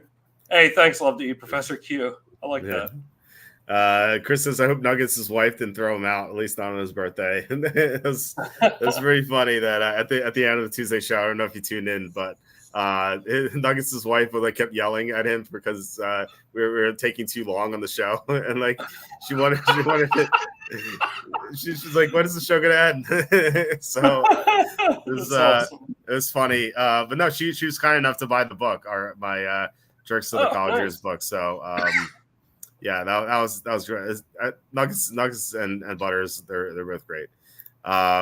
Chris says, I remember that Giants-Titans game well. I've also been lurking on Reddit's betting threads and have already seen great enthusiasm to bet the Bears. I love to hear it. Yeah, that's another one for sure. So it says Caleb Williams would be a turnover machine. Yeah, at least in his rookie year. I don't know if you guys saw this tweet. I thought it was hilarious. There was there's one video where like Caleb Williams is like clearly warming up. Like he's going back in the pocket like super slowly, and he like throws like this, like he's just thinking like a first practice throw, or whatever, trying to loosen up his arm. And like some guy tweeted, he's like Caleb Williams' footwork is way too slow, his release is way too slow as well. He's going to be busting the NFL. And he was joking because he's obviously like going super slow, and like the people in the comments are going crazy. They're like you're an idiot. He's clearly warming up. There's so many people thought he was serious. I thought that was hilarious. I had a good laugh at that today. Oh man, put the Titans on the list, baby. I really like this pick here. Yeah, me too. All right, so this is big revenge game. Arthur Smith Bowl. Steelers at the Falcons. Falcons are -3. I was surprised. I thought when I was guessing the lines of Kenny, I thought the Steelers would be favored because they're a public team. Atlanta did not make the playoffs last year. Pittsburgh did. Pittsburgh always makes the playoffs, or at least always has a winning record. And Kirk Cousins is coming off a torn Achilles, and so we don't know how he's going to be. Is Atlanta reliably going to win by more than a field goal? Like, I think the Steelers are the right side here. What do you think? Well, I'll tell you what. I only like the Falcons if Michael Penix Jr. is going to be at the helm. Yes, that guy's. I love the man. Yeah, I don't know. What do you? Let's say something. And I hope this doesn't happen. Let me be very clear. But let's say, well, I mean, I guess he could beat him out for the job technically too. Let's say that happens. That way, I don't have to say if he got injured. Like, what do you think this line? If Michael Penix Jr. was announced as the starter, what do you think this line would be? Steelers -1. If that happens, give me the Falcons, baby. Okay, I could buy that. I could buy it, but the fact that they might have a lot of things have to happen. That's an unlikely scenario. Yeah, the fact that the Atlanta might have an injured quarterback who's favored. Remember Joe Burrow last year to start the season? Like the Bengals, they didn't cover for a long time. Yeah. So I like the Steelers at this point +3 or higher. It has to be 3. Because that's the key number, but plus you have the knowledge of Arthur Smith. Arthur Smith's mustache, as Chris points out, the Space Mustache Bowl, the intergalactic mustache of Arthur Smith getting revenge. Like he knows Atlanta's personnel. Like obviously Kirk Cousins wasn't there, but like most of the guys were. Like I feel like unless he's like completely inept, which could be the case, but I feel like he would know how to beat the Falcons too. So that's another angle you could pursue. Do you think a lot of people know that, like, we'll be thinking about that angle? No, not at all. Really? No, I don't think so. I mean, if a lot of people are talking about it, like, oh, like the angle, like that revenge angle, like then it kind of makes me like the Steelers a little bit less there. But I'll tell you what, if that's for sure, I'd really like the Falcons if Penix started. Mm-hmm. We'll see how that goes. That's how I feel about that for now. Yeah. Yeah, I get it. Love to asking, does Walt ever go to that Philly Chiefs bar?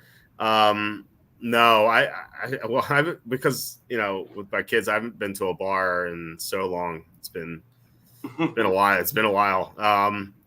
But no, I used to go to bars all the time when I was single. But no, as soon as I got serious with my wife, we just stopped going to bars altogether. So it's been a while. But no, I used to just walk. There used to be a bar called Whiskey Tango, which is a 10-minute walk from my house. Maybe 8-minute walk. It's just down the street, and I used to just walk there. It was so great. And then walk back. You didn't have to worry about driving or anything like that. And there was a Wawa right across the street from Whiskey Tango. And so what I used to do was, after the bar closed at 2, if I was, unless I was going home with someone, if I was by myself, I'd go to Wawa, I'd get a sandwich, and then I'd eat the sandwich on the way home. And so, if you were back in 2011, 2013, if you were driving down Bustleton Avenue at 2:15 a.m. and you saw a guy wearing a button-down shirt and jeans, eating a sandwich while walking on the sidewalk, that was me. That was just that's how I'd roll back in the day. It was so fun. Yeah, I used to go to that bar all the time, like Thursday, Friday, Saturday, and I used to know the bartenders too. They were pretty cool too. In fact, in Jerks of the Week, there was a story about there's a blonde bartender there. I used to call her the blonde tender. How she assaulted me with a cucumber in the backside. I wrote a story about that. So you could dredge off that story in Jerks of the Week. It was a fun experience. Let's get to family friendly material here. Steelers dark horse bet the over. Why the over? I'm so bad at totals. I'd love to hear why the over. Chris says he may know the personnel, but he sure didn't know how to utilize them. It's so true. Did Walt go to ECW show? What is ECW show? I don't even know what that is. Is that wrestling? Electronic. I don't know. Electronic. Electronic. I don't know. Yeah, it's wrestling. The WWE ECW. Yeah. Okay. No. I never used to go to any shows really. I rarely went to football games. I've been to. How many professional football games have I been to? One? I think I've been to one in my life, maybe. I think. Really? I think so. Yeah. What was the game? It was Eagles Colts in 1999, and it was Peyton Manning's second year. It was McNabb's rookie year, and the Colts destroyed the Eagles. It wasn't even close. Really? I almost went to the Super Bowl, the Eagles Patriots Super Bowl in Minnesota. I almost went there, but Kenny and I were hanging out there. He used to live in Minnesota. We were hanging out at the bar. It was negative 10 degrees outside. Not joking. And so we're looking at prices for the game, and obviously they were expensive, but they weren't that expensive as we thought. And so we punched in all right, we're gonna do it. We ordered 2 tickets, and then the surcharges for these things, they were in the thousands of dollars. What the hell? I was I forget how much we thought it was. It was $2,500 a ticket or something. Which again, we expected $4,000 or $5,000. As soon as we saw 2,500, we're okay, yeah, let's jump on this. And then they ended up being almost 4,000 per ticket because of the surcharges. This is a joke. We're pissed.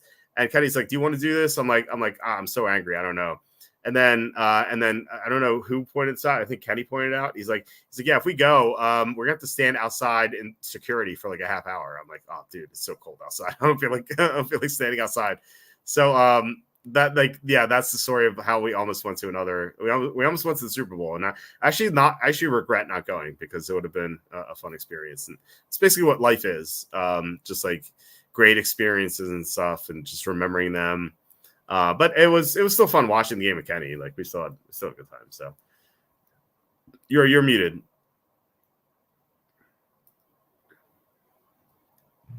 Sorry, how that happened. Well, I know how it happened. I bumped it, but I'm surprised you haven't. I've only been to like I think 2 or 3 games. I've been to a bunch of college games. I've only been to 3 pro games. Mm. I went to a random Thursday night game. It was Bengals and Eagles. The Bengals won.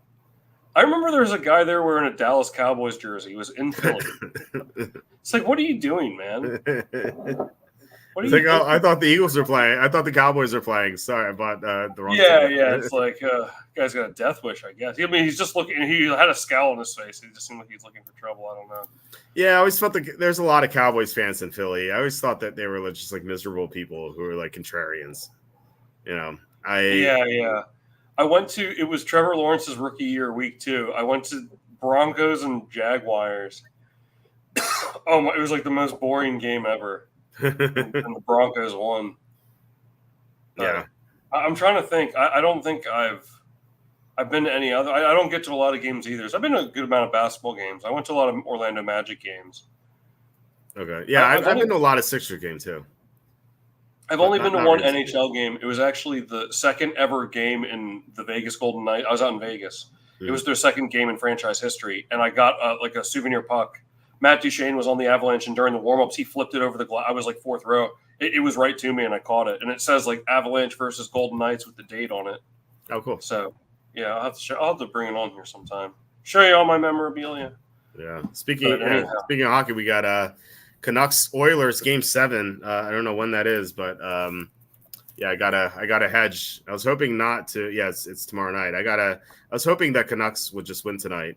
Yeah, so I wouldn't hedge, but now I got to hedge with the Oilers apparently. So yeah, I think they'll win. I think the Canucks are the better team, but yeah, in your position, I'd probably do the same thing. Yeah, I'm at 15-1. Sue says you didn't jog to that place. What a waste of your higher education. Yeah, I learned so much in that jogging class. From the jogging class, yeah. Right. I don't know where I'd be if it wasn't for that jogging class. Yeah. Chris says Tomlin week 1 is 10-6 straight up, 7-10 against the spread, 3-5 straight up and against the spread as a dog, and on the road that's 6-4 straight up, 5-6 against the spread. Okay, I think like just have to handle it situationally.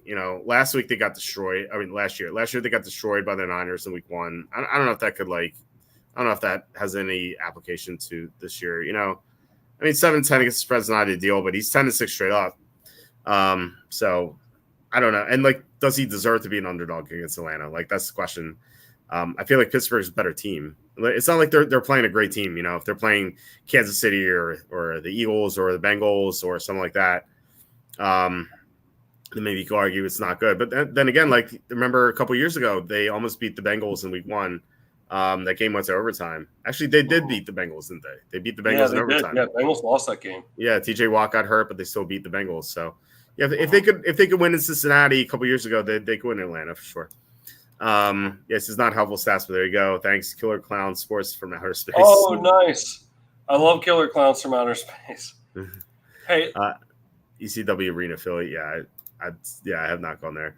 Were you about to say something? Yeah, I wanted to tell you about a game. We're talking about games we went to. I want to tell you about this game that I went to. It was I just found the box score. This was June 19th, 2010. So it was a Phillies home game.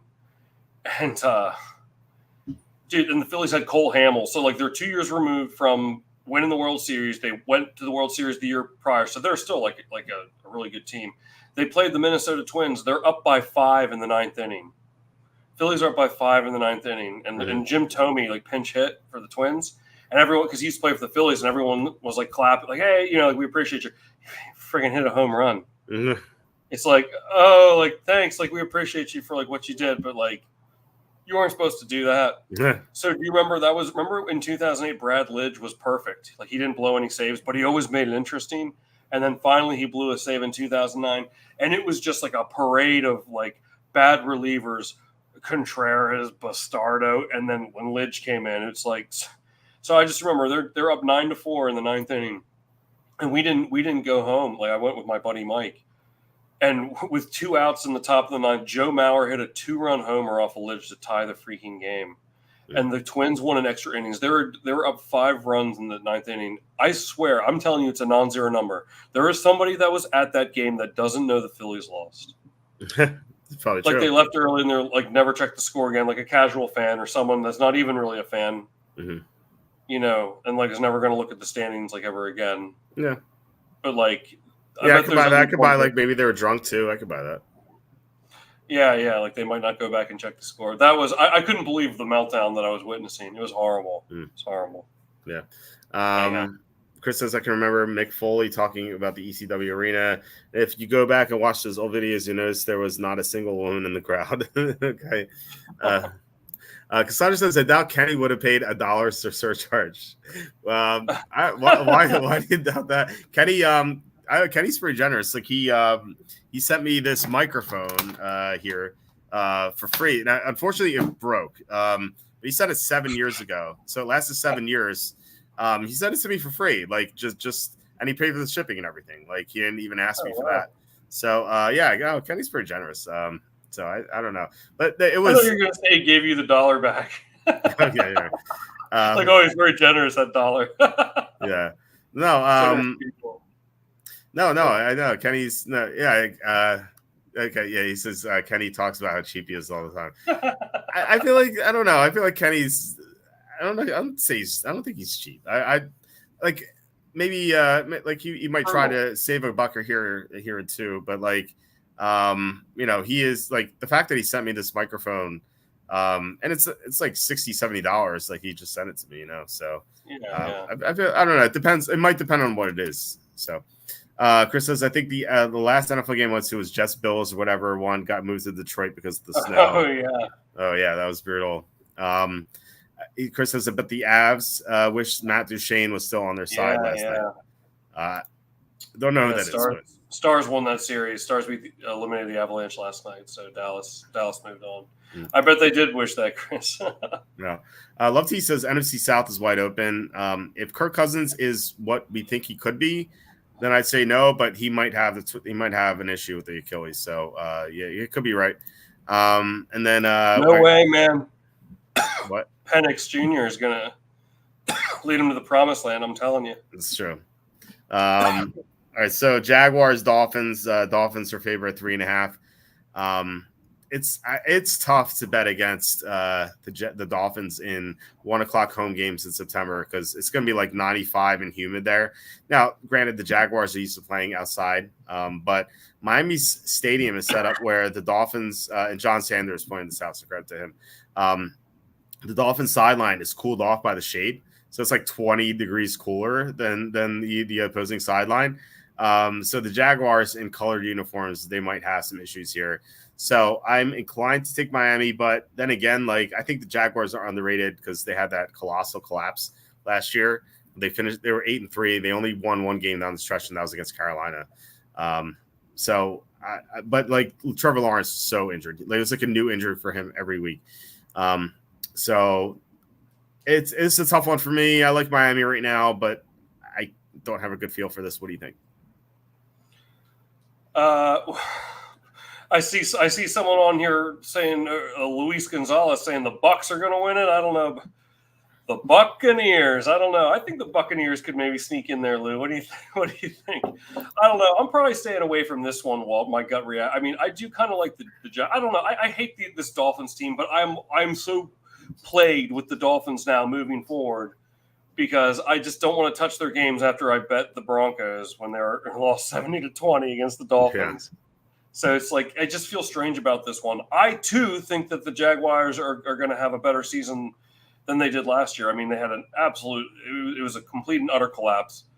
Lawrence played – I mean, he played injured, and you could tell he was like a shell of himself, in my opinion. So I expect them to be a lot better this year, but I don't know. Like this Dolphins team, sometimes like they can just lay a hurting on you, and this is one I'm probably going to stay away from. But I guess I'd probably take the Dolphins here just at first glance. Yeah. Chris saying crazy how McFoley's starting to look like the former live action Mario Captain Lou Albano. Yeah. Love Captain Lou Albano. He was a big part of my childhood because I used to watch the Super Mario Brothers Super Show at 4:00 every weekday, and then Friday you would have Zelda. By the way, I play some Zelda episodes for my son who's like he's super into Mario, so I'm trying to get him into Zelda as well.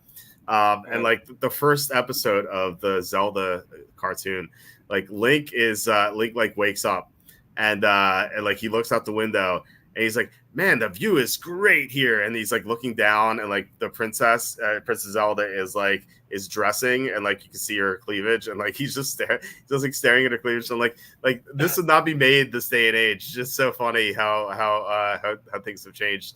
But this is like a kids show, and like Link's like talking about the princess's cleavage. Like, it's like the first thing you hear. Like this is the first episode. I was like, this is have you seen this? Have you seen this Disney movie called Tiger Cruise? No.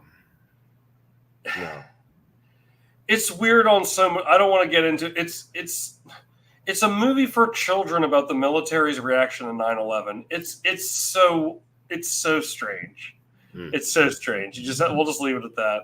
But that's yeah. It's like I like some of the things. Like I can't believe this is a freaking Disney movie. Like some of the stuff they said in there. It's crazy how and it was made in 2004. I don't know, but like he's talking about the princess's cleavage. Yeah, the one seriously, guys, just watch it. It's crazy, and like the Link in the show is so unlikable. He whines and complains about everything. There's one episode where. This one, like it's the third episode or something where like for some reason Princess Zelda is like, it's time for spring cleaning, and like Link is like, oh man, I don't want to do this, and like, but like Link is like her attendant knight. Like why is she making her? Why is Zelda making her knight clean the castle? Well, first of all, it was ridiculous, but the second like. Link fakes being sick to get out of cleaning. This show's wild, man. It's so fun. I was laughing. It's great. Yeah. There's no redeemable qualities. No, this Link character, I remember him being great from my childhood.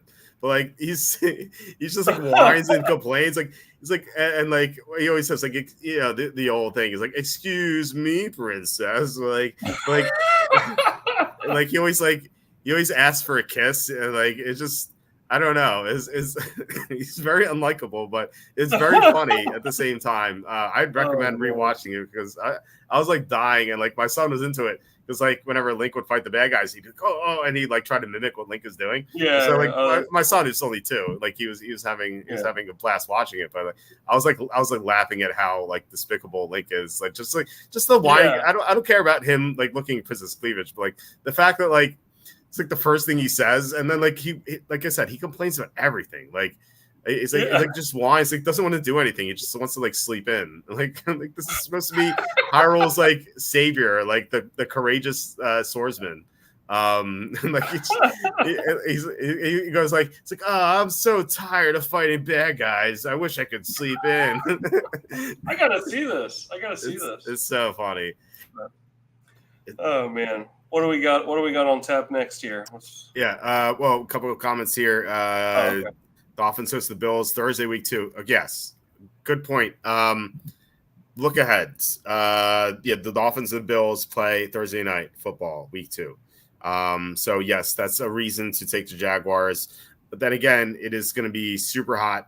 If you want to take a team wearing color jerseys in 95-degree humid heat, I don't want to either. So just a rough spot. I would just stay away completely. And Lefty says Bucks aren't play for a top 5 pick. I think that's more likely than winning the division, but it is a bad division, so they could be a bad team and still win the division, And then remember Captain and Power Hour. I vaguely do. I used to watch that too. I think, but I was mostly into the Mario. Then they had after the Super Mario Brothers Super Show, they had a Mario 3 show, and then they had Super Mario World show. Which my son loves the intro music to that. They had 3 separate Mario shows in succession. I love the Super Show. Yeah, the Super Show is great.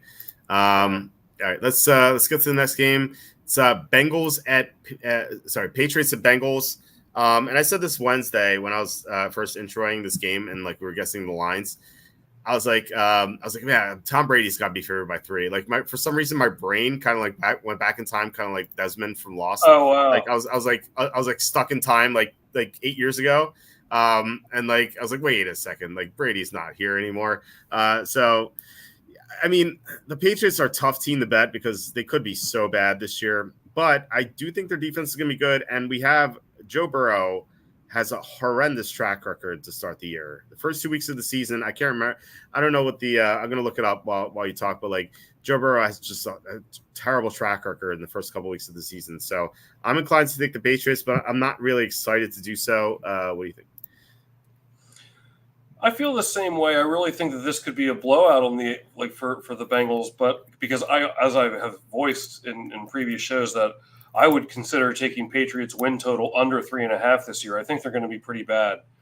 But I do think, I don't know, like what you said, I definitely consider that the last 2 seasons where the Bengals looked really appealing with the number that they had didn't come through either season. I think at least one of them was against the Steelers. I think maybe both of them. And they were the better team both years. The thing is, I think that the Patriots could be the worst team in the league. That's what kind of scares me here. But, I mean, hey, they were really bad last year, and they kept that. I mean, they almost had a chance to win against the Eagles. So, I mean, I don't know. I feel like at the moment I'm going to lay away. I'm going to stay away from that one because I could kind of make arguments for either. But I'm leaning Cincinnati because I do think that the Patriots are going to be one of the worst teams in the league this year. I'll take under 3.5 win total. So it's hard for me to back that. Wait, the Patriots win total is 3.5. Oh no, I'm just pulling that out of thin air. Like I'm saying, if there was an alt line under 3.5, I'd take it. I see. Okay, I was like, wow, that's so low. I was expecting like 4.5, maybe 3.5. Like 3.5 is kind of like unheard of, but yeah, you could get an alt line that way.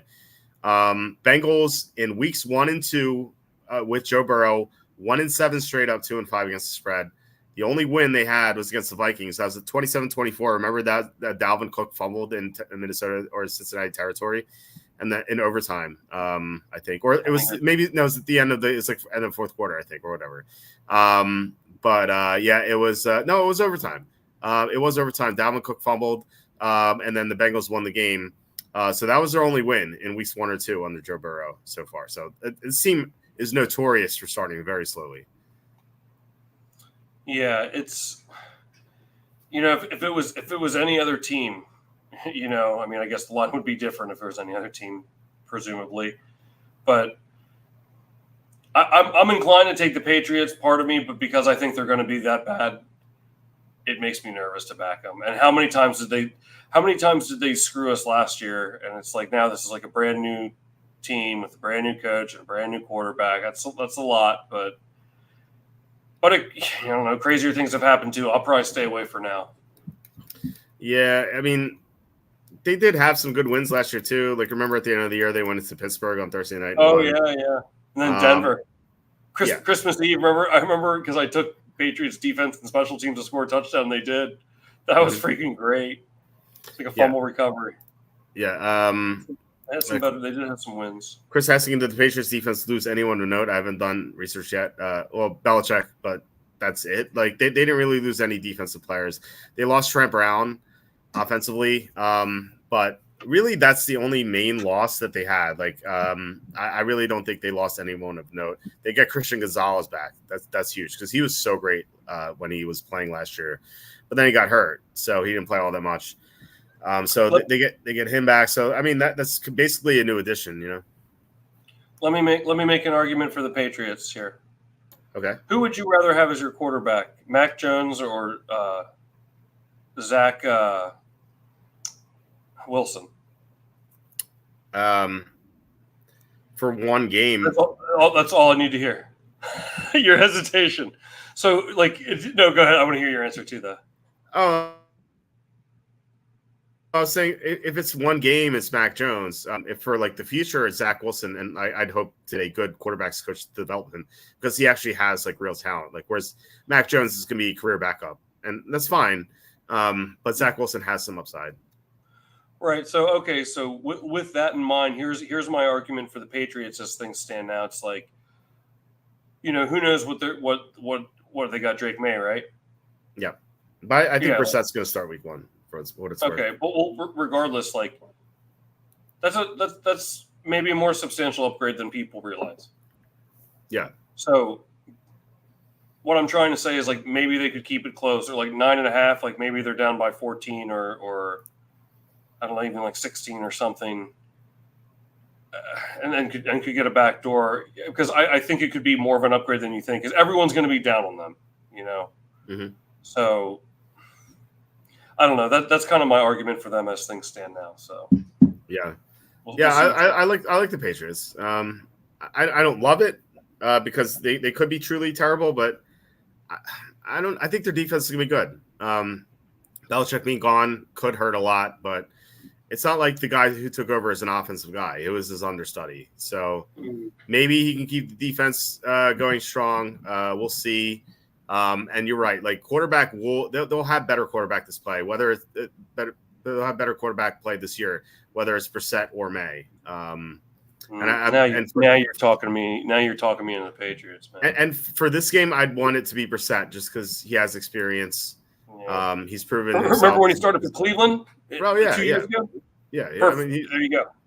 Oh yeah, and remember last year he came in for Sam Howell in 2 games, and he almost led the Redskins to victory in both games, and then they kept going back to Howell because I guess they were tanking. I don't know. I can't believe this is happening. Yeah, now you got me leaning towards Patriots now. Yeah, no, and look at the record on screen. 1-7 against it's 1-7 straight up, 2-5 against the spread. I like the Patriots. 9.5's a big number too for week 1. So Chris saying maybe the Jaguars will bring one of their swimming pools with them. I like build an above ground pool like the day before the game and just have it there. I think that'd be funny. What about Milli Vanilli being featured on SMB3 episode? I vaguely remember that. That's really? So funny. Wow, yeah. Chris Essington, the Bengals open -8. They seem to just mail in week 1. Yeah, week 1 and 2. If only they weren't going up against a rookie coach quarterback combo, missed opportunity.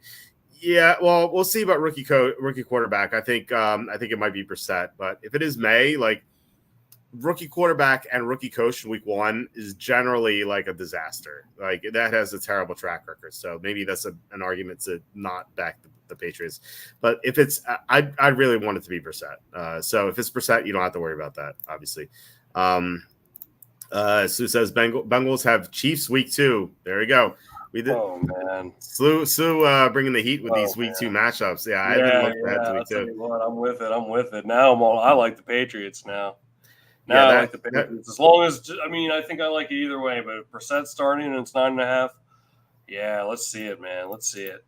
That Bengals Chiefs game is not a national TV game for some reason, but it's the main 4:00 game on CBS. So it's going to be on every household. It's basically a national televised game almost on every TV and radio station.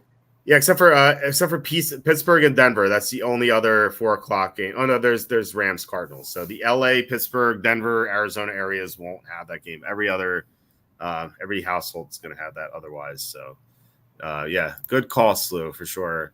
Brisket is starting. That could change for me. We'll see. I think it'll be Brissett because May is raw. I don't think he's ready to start right away.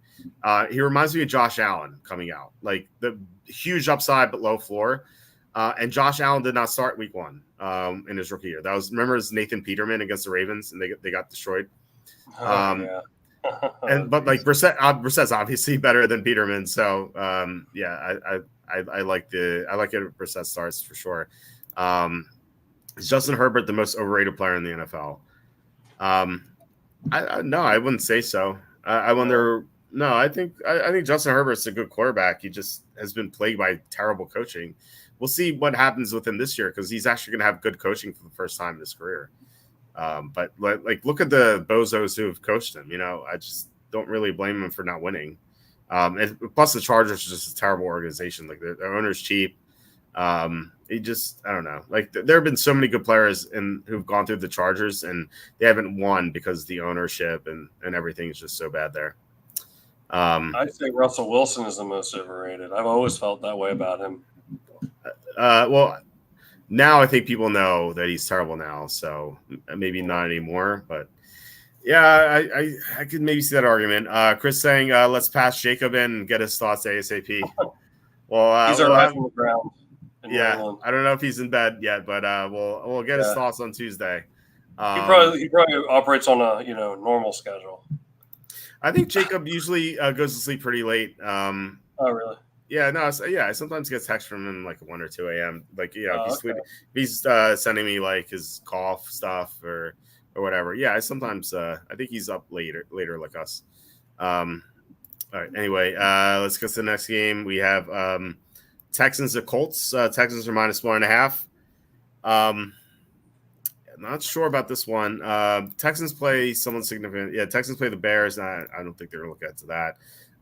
Colts play the Packers. Don't think they're going to look ahead to that. So I think it's a tough one. I think the Texans, I feel like everyone's going to bet the Texans here. It's going to be like 90%. If it's -1.5, as long as it's 3 or less, you're going to see a ton of money coming in Houston. I think the Colts are really underrated. And this is a revenge game. Remember the Colts lost the playing game last year, week 18. The Colts are really underrated. I like the roster a lot, and I think they can make some. I think they could do some damage this year. So I'm inclined to take the Colts, but then again, like I think the Texans could be really good. So it's a tough one. You're not getting a key number at all, so I'll probably pass on this. But I'm leaning Colts. What do you think? His Colts are nothing for me either. This line is just way too weird. Everyone and their mom's going to be on Houston. Be careful on this one with your survivor pools, people. I'm telling you, because like I agree, like Houston could, could win in a romp. They are very talented, obviously. Mm-hmm. They have Diggs too, but it's just like, be careful if you're playing a survivor pool. Watch yourself with this one. That's all I'm going to say. Well, I feel like everyone in Survivor is going to be on Cincinnati. I think I'd avoid that. Just what is it? 2-5 straight up. What was it? No, 1-7 straight up. 2-5 against the spread. For the Bengals, they should beat the Patriots, right? But everyone's gonna have that one in Survivor. Maybe that's it's a good one to fade. Maybe, yeah. Like sometimes you want to take the obvious one, but I don't know. I feel like everyone's gonna be on the Bengals, so that's gonna be my fade in week 1. Just the Bengals. Mm-hmm. I don't know. I kind of like the Colts here, but I'm probably gonna stay away. So, what's this line? So this is. I'm already scoffing at it. Vikings and Giants rematch of the first round, the 2022 season playoff game where the Giants went into Minnesota and won. Man, these two teams suck. I think the Vikings are going to be bad, but I think the Giants are going to be worse. But I don't like. Do you want to bet the Vikings as a favorite, or do you want to bet the Giants at all? This is a pass for me. I ain't touching this with a 30-foot clown pole, man. Yeah, me neither. Me neither. Yeah. Unless something, I don't know. Lefty says, "Boo! Russell Wilson won games. Why are so many excuses for Herbert?"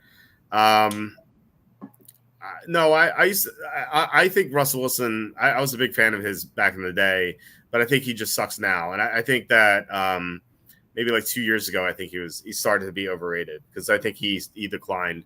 And I think the one problem I have with Russell Wilson is his teammates don't like him. I think Richard Sherman and Marshawn Lynch were talking about it on a podcast of sorts. And they both said that when they were teammates with him, they didn't even have his phone number. And if they wanted to get in touch with him outside of the team facility, they had to go through his manager. What kind of teammate is that? I feel like everyone should have everyone else's phone number, but Russell Wilson did not give it out to them. Just I don't know. I was like, yeah, that just rubs me the wrong way, Yeah, I always thought he was so overrated. People go crazy. Colin Cowherd never stopped talking about him. It's he's good. He had some good years, but he wasn't. People always talking about how elite he was, and I was just I don't know. He always annoyed me. Yeah. Chris says maybe the public can push this Colts +3 for us.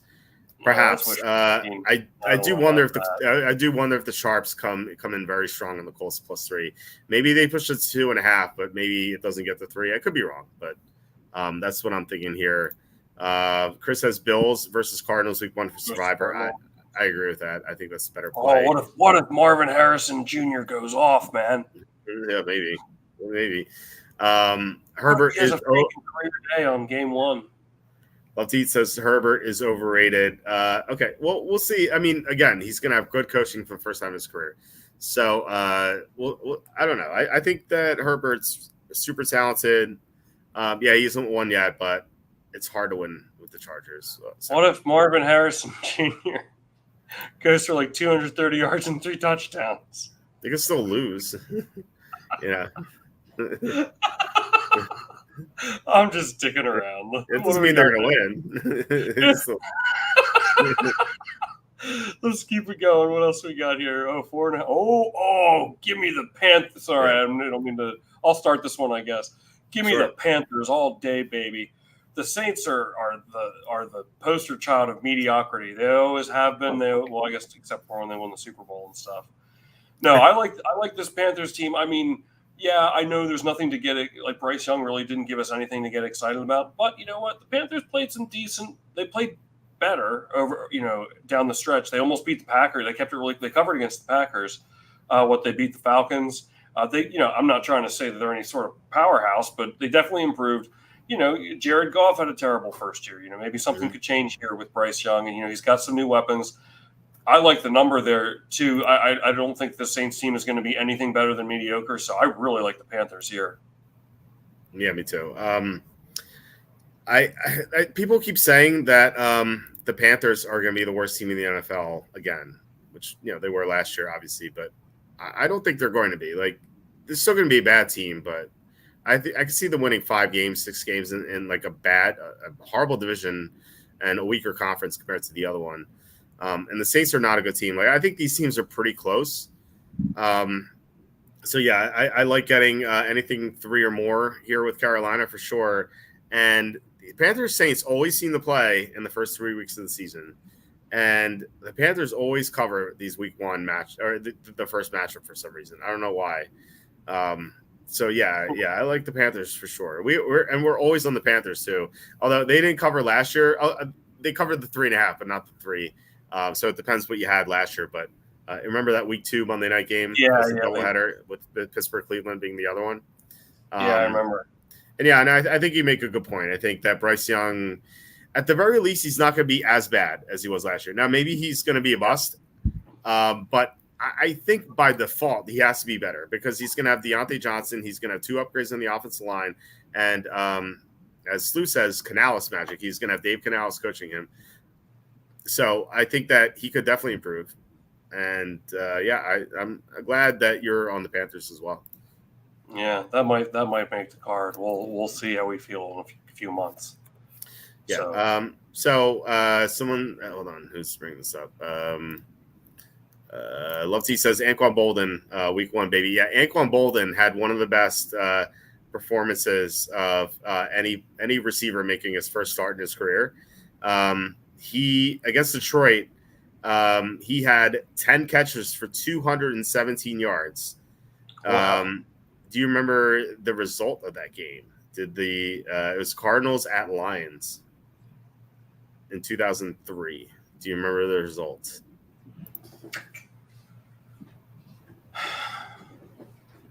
I'm going to guess 21-17 Lions. It's 28-15 Lions. So the Cardinals didn't even cover. They lost by 13. Despite what Bolden did. So, Wow. Yeah. Wait, hold on. Actually, I'm looking at this.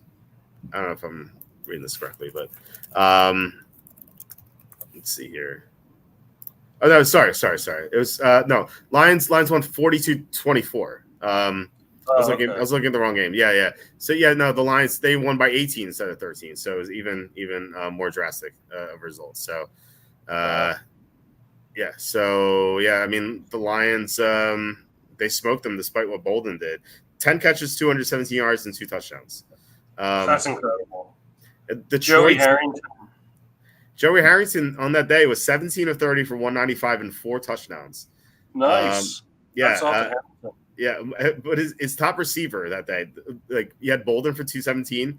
Detroit's top receiver is Michael Ricks for 2 catches, 43 yards. Michael Ricks. As a bonus, do you remember who Arizona's quarterback was throwing to Bolden in that game?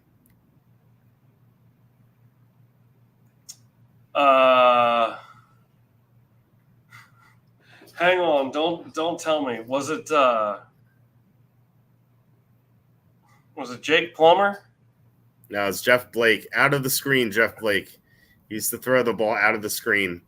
It was it Jim Miller? No. Jim Miller was on the Bears that year. It's Jeff Blake. Jeff Blake was he always threw the ball out of the screen. Like he had this huge arm. He'd throw the ball like the TV camera wouldn't be able to see it. But yeah, he was the quarterback that game. And I have to ask you, who was the running back in Arizona? Emmitt Smith. 13 carries, 64 yards. 64 yards he had. 13 carries, 64 yards. Yeah. I remember that game. Falcons win this division hands down. Love to eat says. I think if Cousins is healthy, I agree for sure. But no matter who, Penix. I love Michael Penix Jr. Baby. The problem is like I can see if I have Rookie of the Year for him.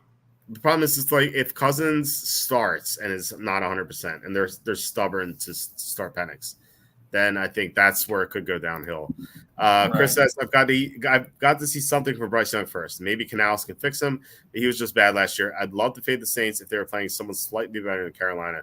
Well, I feel like you have to be early, better than being late. I think, and I think you just have to assume that Bryce Young is going to be at least a little bit better. I think Tom brought up a good point about Jared Goff. Remember how bad he was? And like, if you bet Jared Goff early in his second year, like you really banked because the Rams were great at covering the spread that year. So I just think you have to kind of assume that's going to happen. If you're wrong, you're wrong. But, I think that it's a good opportunity to make money here. Just kind of knowing that he can't be worse than he was last year. And I think it's hard to fathom that he's going to be equal because Deontay Johnson, the two upgrades on the offensive line, and Canales, like those are really good pieces for Bryce Young to have. So if he's like 10% better than what he's last year, then they could definitely cover the spread because against the Saints last year, they only lost by 3 in week 2. Mm-hmm. So, it's 4.5. So, this was Joey Harrington. Chris says in the Lions wouldn't win another game after that until November. That was a dreadful team under Matt Millen. And the coach was Steve Mariucci. Chris says, I bet the Saints will be a popular survivor pick in week 1. I think, I think Cincinnati. I think Cincinnati's more likely, and I think Buffalo's more likely, but maybe they're 3rd or 4th. I could see that. Penix my second best QB in the draft. If he can stay healthy, yeah, for sure. And then Chris says Young could easily be worse. What if he happens to contract HIV between now and August? Well, luckily we don't have to bet it now. We can wait till September to bet it. So that's true. Yeah. That's true. Who is Carolina's backup quarterback? I forgot. Who is their backup quarterback? It's Andy Dalton. Okay, Andy Dalton. No, it's Jeff Garcia. Jeff Garcia. No, Jeff Blake. Jeff Blake, yeah. Andy Dalton's, I feel like he could be better than Bryce Young, sadly. So I remember that Seattle game last year. Andy Dalton played. He was fantastic in that game. And Carolina didn't cover because they lost like so many players defensively. But they had like 9 false starts. So brutal. That's so frustrating. Yeah, I feel like Canales should be better as a coach, but we'll move on. Cardinals at Bills. Bills are only -7. I was kind of shocked by how low this line was. I guessed it was 9 or 9.5, but I was way off on that. I guess there's some hype with Marvin Harrison Jr. here, but I don't know. Arizona doesn't strike me as a good team. But then again, maybe Buffalo is going to be distracted because, as Slew pointed out, Bills versus Dolphins, week 2 Thursday. I can see the Bills just being super flat here. Maybe Arizona catches them off guard. And despite thinking that this line would be higher, I think I like Arizona just because I don't think Buffalo's going to be at 100% efficiency, knowing that they have to prepare for Miami in week 2. And it's not like they're playing some crappy team in week 2. This is Miami. This is a big game for them. It could decide the division potentially, so they might have one eye on Miami and they could get tripped up here by Arizona. So despite saying I like the Bills in Survivor, maybe I'm actually talking myself out of it here. So yeah, I'm going to be on the Cardinals. I think they could pull the upset here. What do you think? Wow. Okay, that's interesting. I'm on the other side here. Let's not overthink this one too much. Let's take the Bills here. I mean, yeah, like the Cardinals. I don't see like the Bills like resting on their laurels too much. I mean, they lost Diggs. They have something to prove this year, especially after the way they went out the playoffs last year. God, they should have won that game. I mean, I think they need to come out. There is a distraction or a look ahead factor for sure, but I don't know. I just on the road, the Cardinals are gonna win this game. I don't know. I have a hard time seeing it. I guess anything could happen, but for me, I don't want to overthink this too much. I probably won't touch it, but I'd take the Bills. Okay. I'm gonna be on the Cardinals, I think, but yeah, right. I really think they're gonna be looking ahead here. I just don't think they're gonna take the Cardinals seriously. I don't see why. Like, this is a team they don't know about. They see them once every 4 years, and the Cardinals are bad last year. But remember, Kyler Murray is coming off a torn ACL. Now, I think they have a good offensive line. They have a big upgrade at receiver, you would think. The defense still has some question marks, but like, this is a Buffalo team that doesn't have Stephon Diggs anymore. They don't have Gabe Davis. They don't really have a running game. So even if they go up big, like, can they nurse this lead and get the cover? I feel like teams that can't run the ball like get backdoored all the time. So I can see Kyler Murray getting a backdoor cover at the very least.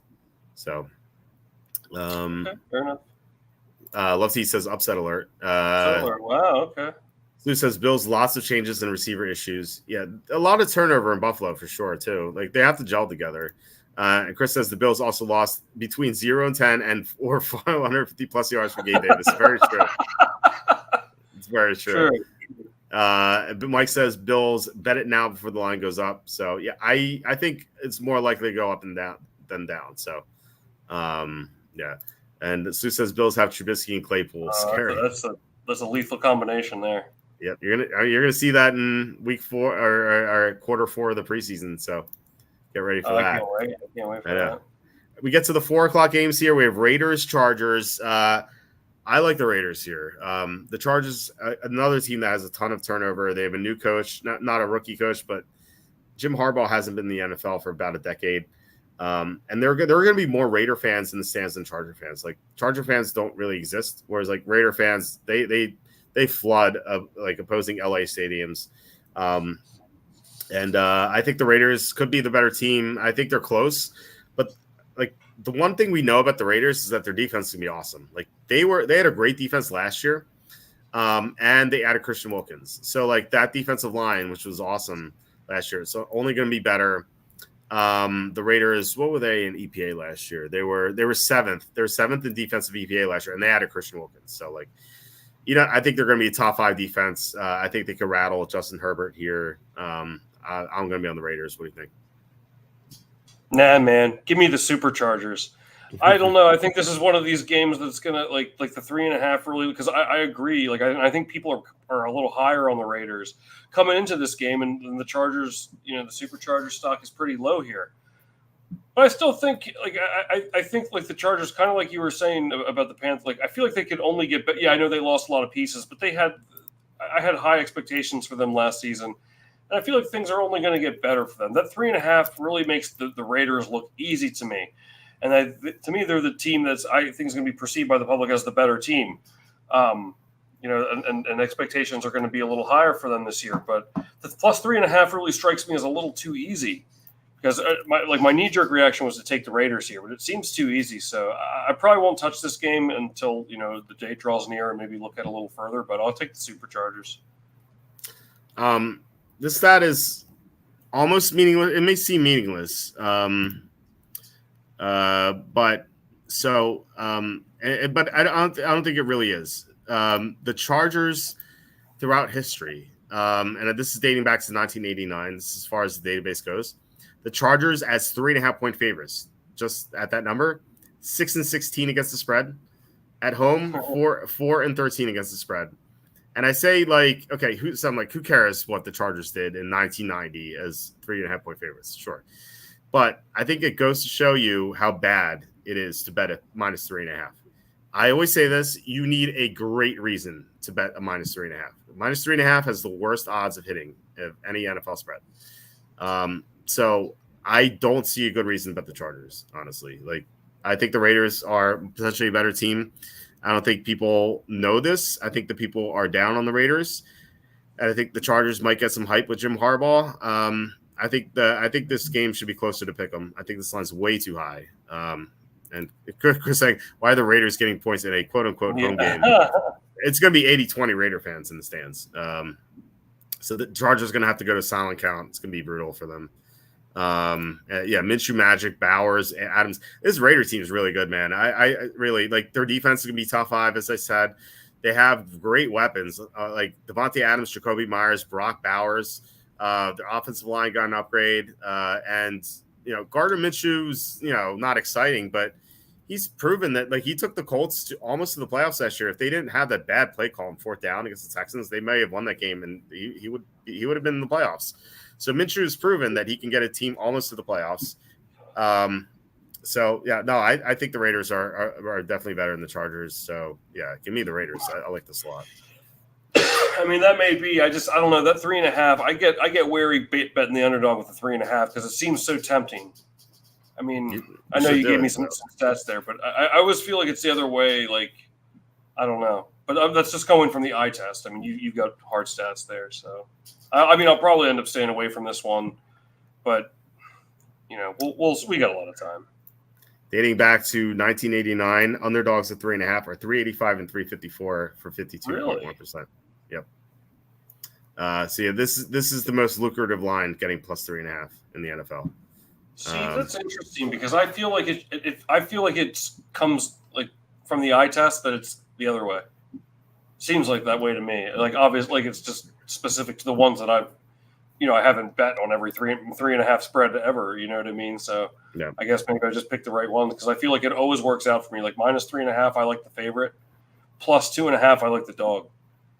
You go hard against the grain. Sometimes that plays. I feel like the times that I've seen that, like, and I like the game, it usually pans out for me. So, I think that, like I said, like anytime you get a minus 3.5, you have to really question it. You have to be like, because 3 is the most likely result of any NFL game. It just right. It just tracks. I wonder if it's different for non-playoff games. It's a slightly better 52.2%. Yeah. All right. So yeah, I'm gonna be in the Raiders. Chris says, I still can't believe how bad Michigan screwed things up with Harbaugh or Emmanuel. Is the AD needs to be fired for that? Yeah. Did not go well for sure. So yeah, someone needs to get out of there. Love says, as Chiefs fan, Khalil Shakir is gonna pass 1,000 yards. I assume. Sucks because I wanted him in that draft. I think Shakir is someone to look for in fantasy this year. I think he could have a good season for sure. Mike says Walt getting hooked by the hook. Raiders 3.5. Well, 52.2%. Mike, I'll take that. It's almost, if you can get minus 108 vig or 107. If it's minus 107 vig, you actually profit off that betting it blindly. Let alone minus 105 vig. Now minus 110, you don't quite get there. I think you have to be at 52.6% to break even, but it's close. It's like the only spread you could really bet blindly and almost get there. So next game is we get to Broncos Seahawks. Kind of like a dreadful game. I don't like Seattle at all this year. I think they're going to be bad, but I don't want to bet the Broncos. I think the Broncos could be the worst team in the NFL. So, and you're going to have a rookie quarterback starting here in this noise environment. I think I'm going to be on Seattle, but I'm not excited about it. Any thoughts here? Yeah, I'm probably going to side with you for things now. I really don't have much of an opinion at this point. Two teams that don't really excite me. I think Denver might be like slightly better than you think they're going to be, but I don't know. At this time, nothing really interests me here. I'd probably side with Seattle if I had to. Yeah. Cowboys Browns. I was way off on this in my prediction for the spread. I thought the Browns would be favored. Dallas is favored on the road. Now, granted, we're not getting any key numbers here, but I think the Browns are the better team. They're in the better conference. They have the better coaching staff. like the one area where the Browns are not better is quarterback. But if you look everywhere else, I guess receiver one, quarterback and receiver one. Outside of that, where are the Cowboys better here? Like even the pass rush, you have Parsons versus Garrett. Like I think the Browns, except for quarterback and receiver one, are better everywhere. So I like the Browns. I think they're either underrated or Dallas is overrated. I can't really tell. It's probably Dallas being overrated, but Dallas. They lost 2 offensive linemen this offseason. They lost Tyron Smith and their center, Tyler Biadasz. And they lost one of the linebackers, Leighton Vander Esch. So this seems not that good. Like they're decent. I think they can win 8-9 games in this bad conference, but the Browns are a legit team that could make a deep playoff run. So I'm confused by the spread. I'm almost wondering, like, am I missing something? But then again, this is Dallas. They're always overhyped. So yeah, I'll take the Browns. I hope we can get +3 at some point, but I don't think that's realistic. For the exact same reasoning, I'm with you. I love it. I really love the Browns here. I mean, I think that's – and don't the Browns seem to have a penchant for surprising you at the beginning of the year when Brissett started for them? Remember, who was that against Carolina, I think, the first game a couple of years ago. I don't know. I think this is really a case of Dallas being overhyped, especially if the public's on Dallas. I really like the Browns here. So – see what happens see what it looks like in a couple months. All right, glad to hear it. So Chris says this line makes no sense. I like Cleveland a bit here. We'll see come September, but I agree on you, Walt. This line makes no sense. I agree on you. That's the Mario Magalini wording. Okay. No, it doesn't make any sense at all. I wish we're getting +3. That'd be I'd be very excited about that. +1.5, I still like, but not as much at +1.5. Then I would have +3, I should say. Lefty says the Browns are a wild card. If Watson is what he was in Houston, Cleveland is dangerous. It's a big if, but true. If Watson could somehow regain what he was in 2020, this Brown team can win the Super Bowl. No doubt about that. Mike says it seems like there are always crazy upsets in week 1. Walt, have you ever done any research on upsets in week 1 versus all other weeks? I have not, but that's an interesting topic. Maybe we can discuss that next week. I'll look into it for sure. All right, next game we have Redskins and Buccaneers. I like the Redskins quite a bit here. First of all, Tampa has a notorious track record at home. Like they're really bad at home. But I don't love to just go off trends, but I think the Redskins are underrated. I like some of the moves they've made this offseason. I know they have a rookie quarterback, and their left tackle situation's very questionable, but they made a couple upgrades to their interior offensive line, so that should be better. You have a new coaching staff, can't be worse than the old one. And Tampa's just not a good team. They were in the second round of the playoffs last year, but a lot of their wins are fluky. And if you like going back to last year, this is something I noticed at the end of the year. If you just faded NFC South teams playing out of the division, like you made out like a bandit. Like they were so bad out of the division. And like Tampa does not deserve to be 4.5 over anyone outside of the division. Like if this were Panthers, sure, but the Redskins are going to be a competent team. I think they could approach 8 wins, maybe. Like I don't think they'll make the playoffs, but I think they could be close in Jaden Daniels' first year. So, I like the Redskins for sure. What do you think? I don't see how this doesn't get on the card. Give me the Washington football team, man. Yeah, I think this. You said you liked. Who did you say earlier you liked to maybe win outright? Arizona, was it Arizona? Who was it? It was back up there. Was it Pittsburgh, Tennessee, maybe? Or Tennessee? Did you say? This is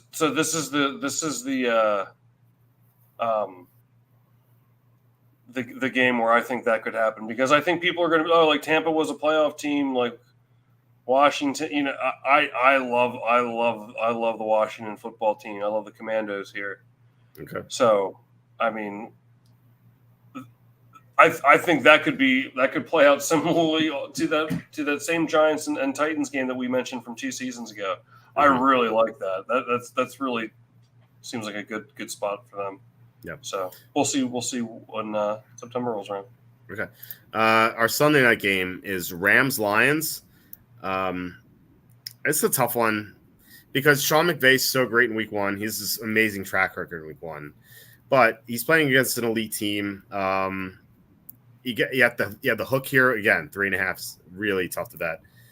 You need a great reason, and maybe the reason is the Lions could be the best team in the league. It's definitely possible.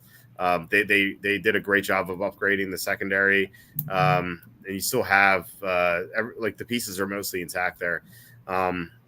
And Aaron Donald's gone too. So I don't know what to make of this game. I'm not excited to bet it. I'm excited to watch it, but as far as betting is concerned, I don't know. What do you think? Probably go Lions money line if I had to do anything. Really, minus 180? Yeah, I mean, if I had to take, I wouldn't put a lot on it probably, but I don't know. I mean, this is, I guess, potential revenge opportunity for the Rams too. That was that was a really close playoff game. I don't know that 3.5. I am inclined to take the Lions here, but the Lions -3 didn't last long yet. Well, we'll see what it is in a few months, but I like the Lions. I think they are the better team. I wonder if people are going to look at that playoff matchup that it was a 1-point game and say, oh, it's going to be another close game. Plus they have the 3. And I think that the Lions were a little nervous in that game. It was first home playoff game, and God knows when, maybe ever. I think the Lions could kind of run a clinic on them maybe too. I'm very happy with them again this year as we were last year. It is definitely possible. I could see this game getting out of hand for sure. The McVay thing, I've noticed that elite coaches tend to do really well in week one if they're playing against a mediocre or worse team. If they play against another elite team, then they usually don't do as well. This is usually the case for John Harbaugh. Is a great week one coach, but when he's going against another top team, like the Chiefs this year, he doesn't have that same advantage. So, it's a tough spot here, I think, for the Rams. But I don't know. I could really see this going either way. I see the Lions winning by a field goal, or I can see the Lions potentially winning a blowout for sure. Chris saying, well, that Lions -3 didn't last very long. Yeah. Lefty says Rams going to smoke the Lions 43-10. I think the Lions have to score way more than that. Like, even if it's garbage time, I'd be shocked to 43-10. Perhaps the $50 million man, Jared Goff, will completely regress now. The $50 man, that's me. Well, in this economy, $50 might be. Exactly. Chris says, "Well, that's just delusional. Patricia isn't the Lions head coach anymore, so they certainly won't be getting blown out at home." Yeah, this is not the old Lions. This is a new regime.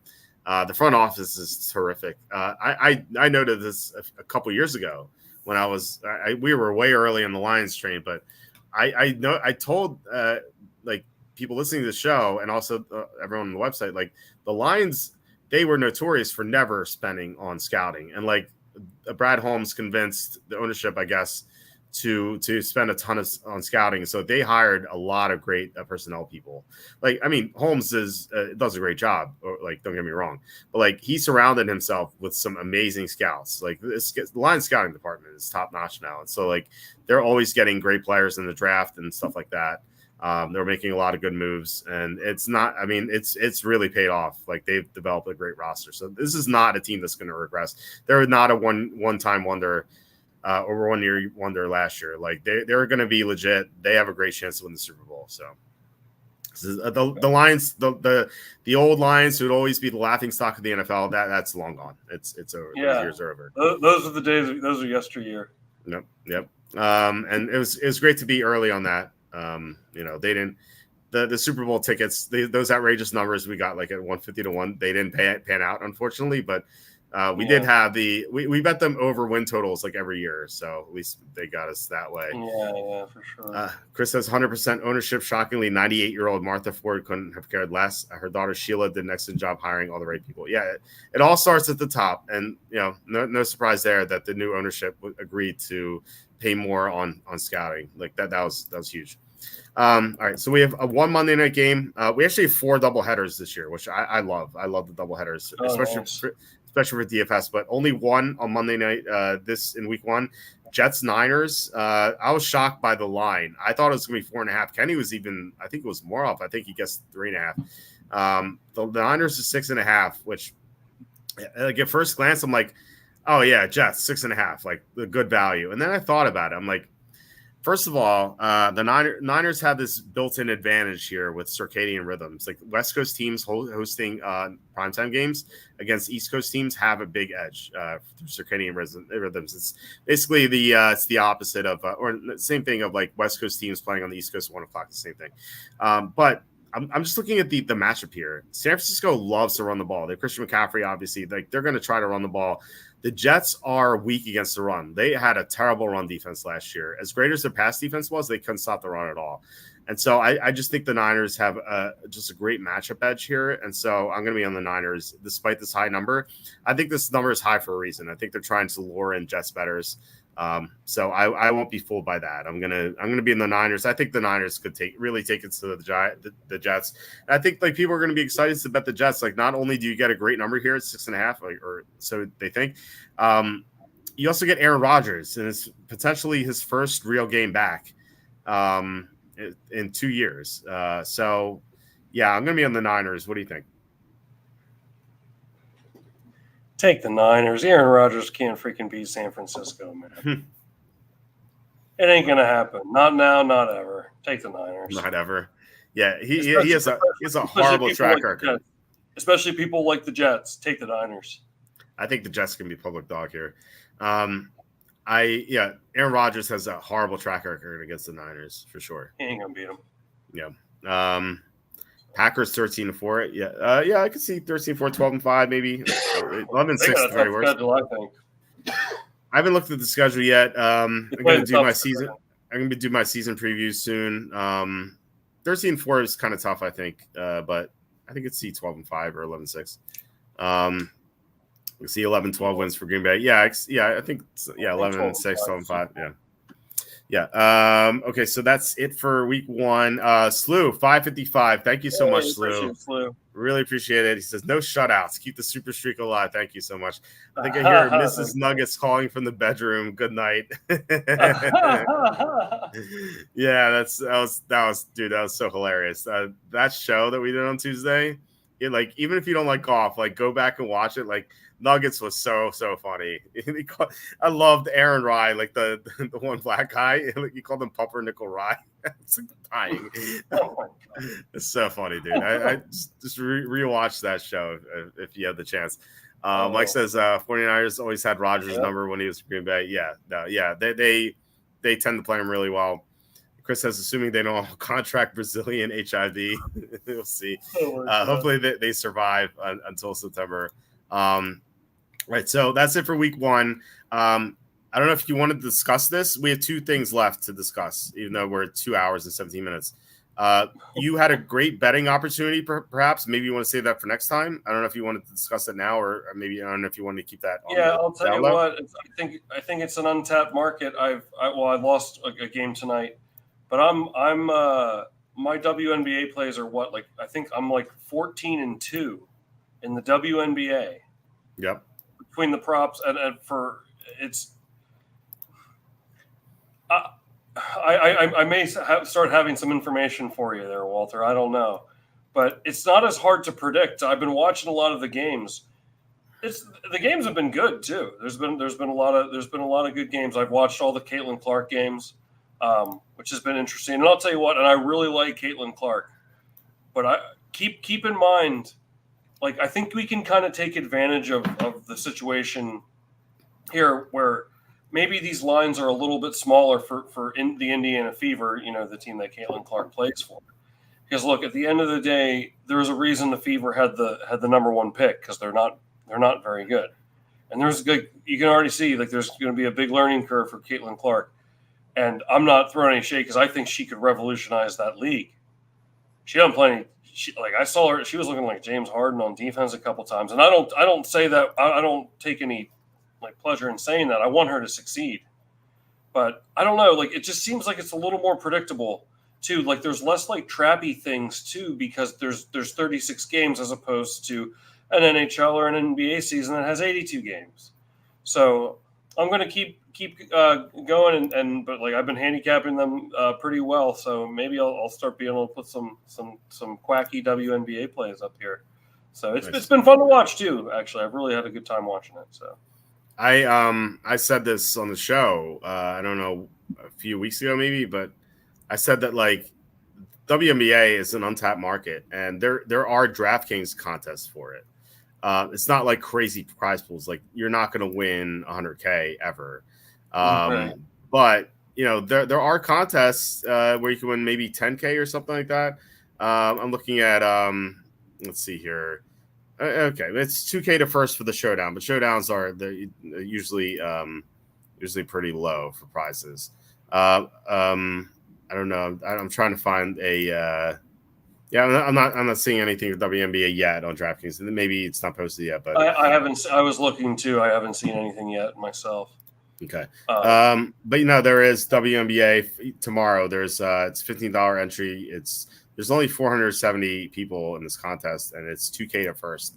Now, like, yeah, 2K, it's not anything compared to 100K that you can win on DraftKings, but it's a potential to win money, because if you have inside info, if you have knowledge of this league, if you have any sources for injuries, especially, like, you could make a lot of money here. I had this sort of edge in the XFL.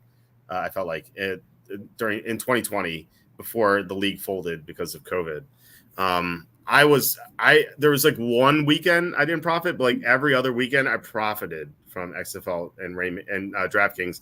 I even took down a GPP just because I had like knowledge of these players. I used to watch them in the preseason. I used to enter 20 lineups, and like the contest wouldn't fill either, so that was another reason. So I always felt that like you have to look for these great edges, and I think that you might be onto something, Tom, here.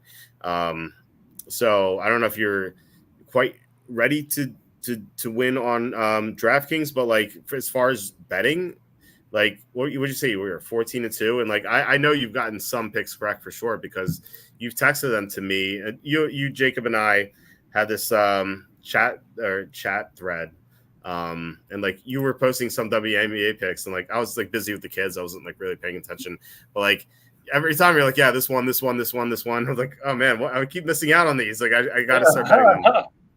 Yeah, I've hit everyone, but like the Caitlin Clark prop, like the first game of the year, her over under points, rebounds, and assists was 32.5, and the under hit by a mile. I think she finished with 22 total.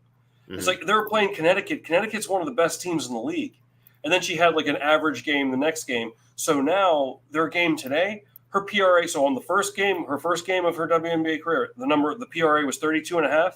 It was 28.5 today. I put 150 on the over. It hit by the mid third quarter. Like it's so like I can't believe like 2 games later the disparity, you're going to drop it 4 points.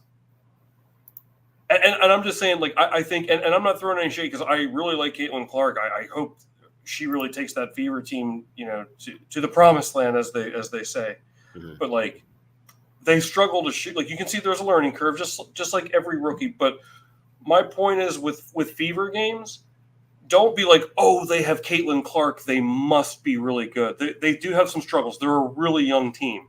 So like I think there's some opportunities to maybe take advantage of that, where see right there, like a knee-jerk reaction, like the Sun, like that seems really, really easy to me. Like the Sun are one of the best teams, like one of the better teams in the league. Now, Indiana covered today. They were plus 13.5 against the Liberty. The Liberty are a really good team. And I saw what Chris Williams was saying. Yeah, Brianna Stewart. Yeah, I've seen 2 of her games now. There's a reason she's the MVP. She's freaking good, man. And so like they kept it within 11. So like but they lost by 30 to them the game before. So I'm surprised to see this line at 4. I mean, I'll look into it further, but I think the Sun are probably going to blow them out. They've got the Fever have a tough schedule, like to start, but then like they're, Caitlin Clark's going to do really well. She's going to do really well, and I look forward to seeing it. So, but there's going to be some growing pains, just like every rookie has, So I'll keep sending you the plays, and we'll see how they do. Why is it Sun? Like, there's Phoenix Suns and Connecticut Sun. Like, what is this? I don't understand. No, That's there's only my one. WNBA analysis. Like, could get How more many creative. teams- Like Moon would be like more creative. I think Connecticut Moon. Connecticut Moon. Yeah, there's What are you only gonna? one Moon. I guess that's true.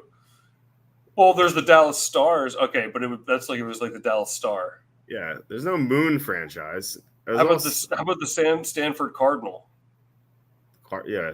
The Cardinal's the tree, though. It's not the bird. Right. Yeah, I don't know. So I'll keep feeding. It's like, hey, Quacky, just stick to the WNBA plays, huh? Yeah. Look, we make money on. Fun. Yeah, I guess so. I like if you could make money on anything, I'll bet like pickleball, like whatever. It's just whatever it takes, or like 80 plus elderly people pickleball. If we can bet that, if there's a good market for it, I'm down,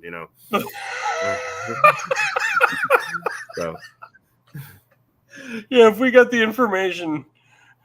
it's all about the edges, man. It really is. Yeah, we don't care. Chris says if XFL is that good, why not UFL?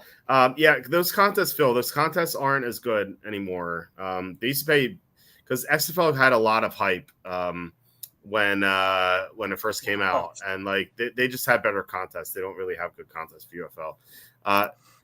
What is this? Jez Moon Animations. Moon Animation.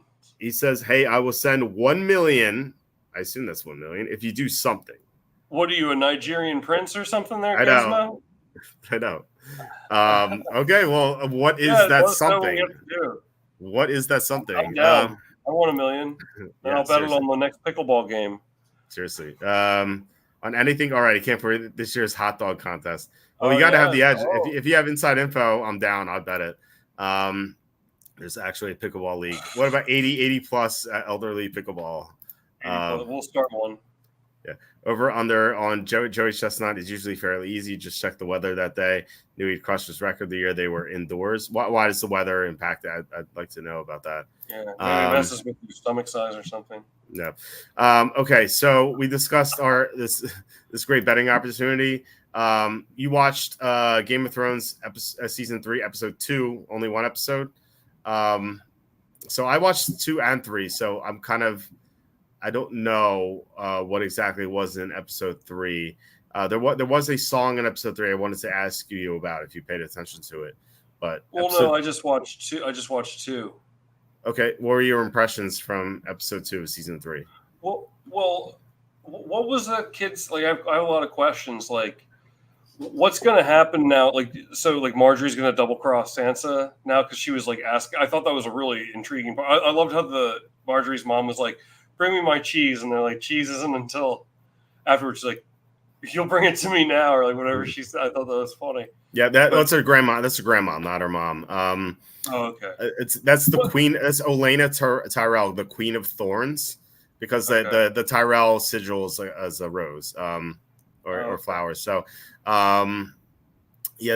she's great. She's on the same level as Littlefinger and Varys, and so they have some exchanges. She knows. She's like a mastermind. She knows like everything that's going on. She's outstanding. I think you're gonna love her a lot as a character.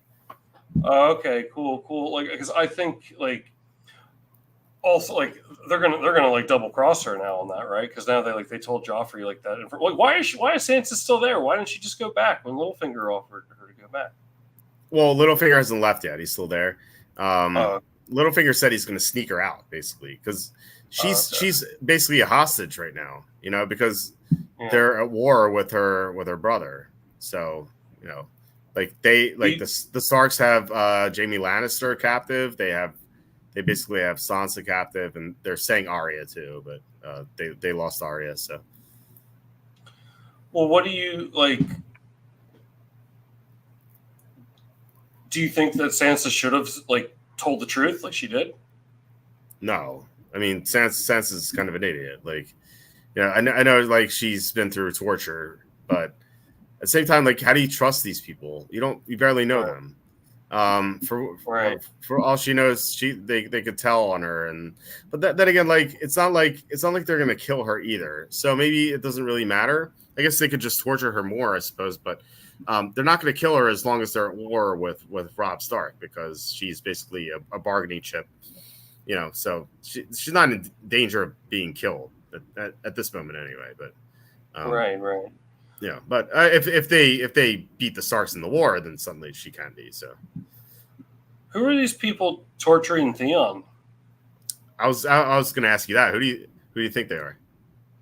Well, is it his own people? Because they knocked him out because he was going to send them into the battle, right? And they were like, no way, they hit him in the back of the head, right? Yeah. So they're like, we don't stand a chance. We're not doing that. Mm-hmm. So, like, was it his own people turning on him? Is that what you think? I don't know. It's an interesting plot line, I think. Did you see that one guy who said he's gonna help him? Was that in episode 2? I can't remember, or if it was episode 3. I don't know. Might have been 3. Might have been 3. Oh yeah, if you probably haven't seen that yet. There's a guy there. He says he's going to help him. I'm not going to say anything beyond that, but okay. Well, who's this kid that knows about Bran's dreams? He's saying that the Raven is him. That's what they've got. He's got some sort of like telepathic powers with the birds or something. The animals. Yeah. The three-eyed Raven is someone that Bran always sees in his dream, and that's actually a real person. You'll meet him later. But no, that's Jojen Reed. His sister is Mira Reed. Their father was Howland Reed, who you'll never see him in the show, but they talk about him a lot in the books. He was Ned Stark's best friend, except for Robert Baratheon, but like he's his best friend in the North. He's like his number one ally, basically. And Howland Reed and Ned Stark are the only two people who know who Jon Snow's mother is, because Howland Reed was there that day when Jon Snow was born. So they're the only two who know this big secret. So, So those are his kids, Jojen and Mira Reed. Howland basically told them to help Bran. So, So unfortunately, we'll never get to see Howland Reed in this show just because they didn't introduce him, which again, stupid Bainoff and Weiss just ruining the end. But I thought that bringing on Howland Reed toward the end, I think would have been nice, just to kind of like bridge the info to Jon Snow, to like who his mother is, which is really it's a key plot point toward the end. Or at least it should have been. So Chris says the hotter is, the fewer hot dogs he eats. Guessing it's just uncomfortable. Okay, good point. Chris says, what are you talking about, Walt? Sansa becomes the smartest person in all of Westeros. Please rewatch seasons 7 and 8. Yeah, it's true. Yeah, they all the dumb characters became smart. All the smart characters became dumb. None of it made sense. Is garbled nonsense.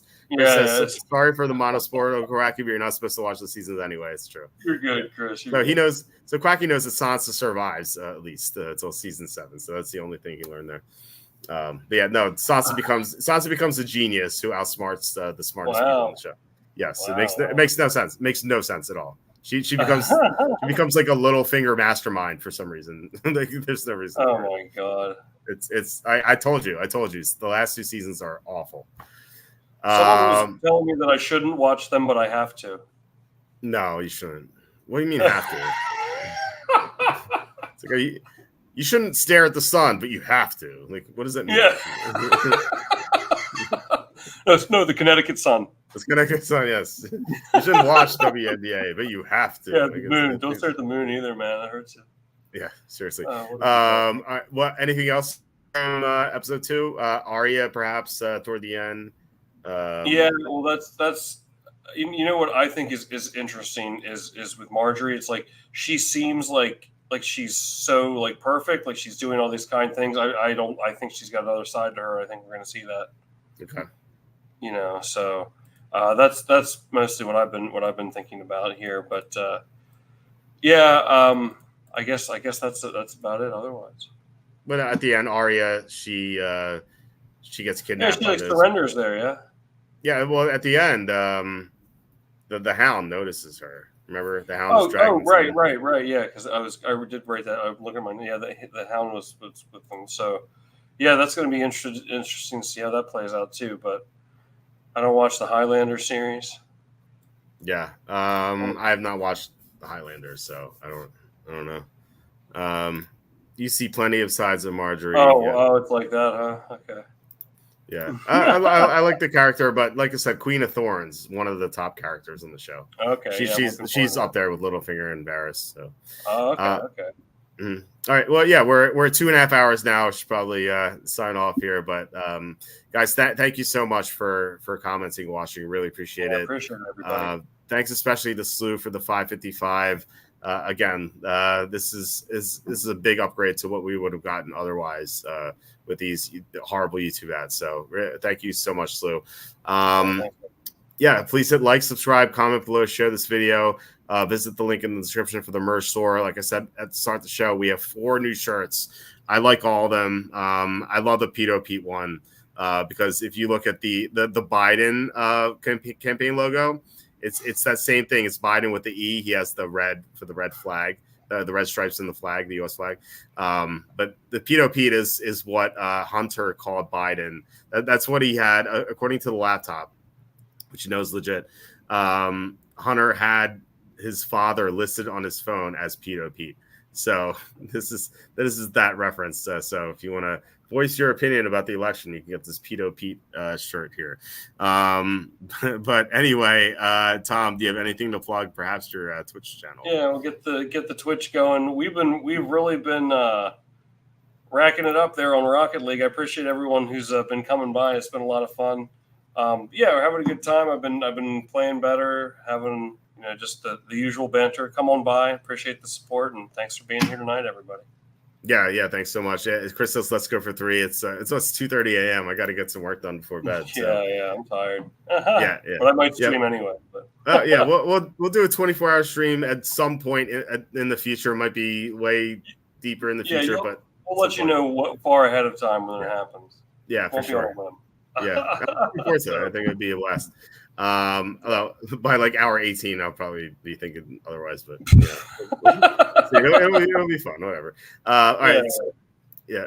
Oh, right. You have to drive to New Jersey. No, not tonight. Luckily, that's usually Wednesday night. Sometimes I go Tuesday night, just to enter in my lineups, which not doing great. Thanks, Wyndham Clark. In my top Rainmaker lineup, I have Shane Lowry, who made a big jump today. I have Rory McIlroy. I have Xander Schauffele, who's in first. I have Scotty Scheffler, Stefan Jaeger, who had a bad start today but finished under par. So those are my 5, and then my 6 is Wyndham Clark, who missed the cut. I was so angry because I thought this lineup could win. I was begging Wyndham Clark, just make the cut, because he was on the border. He was on the border on Friday, and then he just blew up. He had a 3-hole streak where he went bogey, double bogey, or in some order he went that way. I think it was double bogey, bogey. So yeah, he didn't make the cut. So I had 5 out of 6. Lineup's still going to cash, but the grand prize is $20,000. I think I thought I had a chance at the $20,000. So unfortunately, that's not gonna work. Chris says, "Don't forget your rare Waluigi card." Yeah. They got to do that. They got to put the Mario stuff in there. All right, guys. Once again, thanks so much for watching, commenting. Really appreciate it. We'll be back on Tuesday with Jacob. I think we're going to be looking at season win totals on Tuesday, unless something crazy happens. But yeah, Wednesday, Kenny and I are going to be on to do some fantasy stuff. Thursday, Saturday. I assume Saturday Tom's going to be on. Thursday, we'll see. I don't know who the guest is yet, but mystery guest Thursday now. Yeah. We're gonna have a full slate on this upcoming week, so looking forward to it. But hope you guys have a great rest of your weekend. Tom, great doing this with you as always. Always look forward to these shows. So likewise, man. It's always a great time. So appreciate it, everybody. Yeah, for sure. All right, guys, have a good night, and I'll talk to you on Tuesday.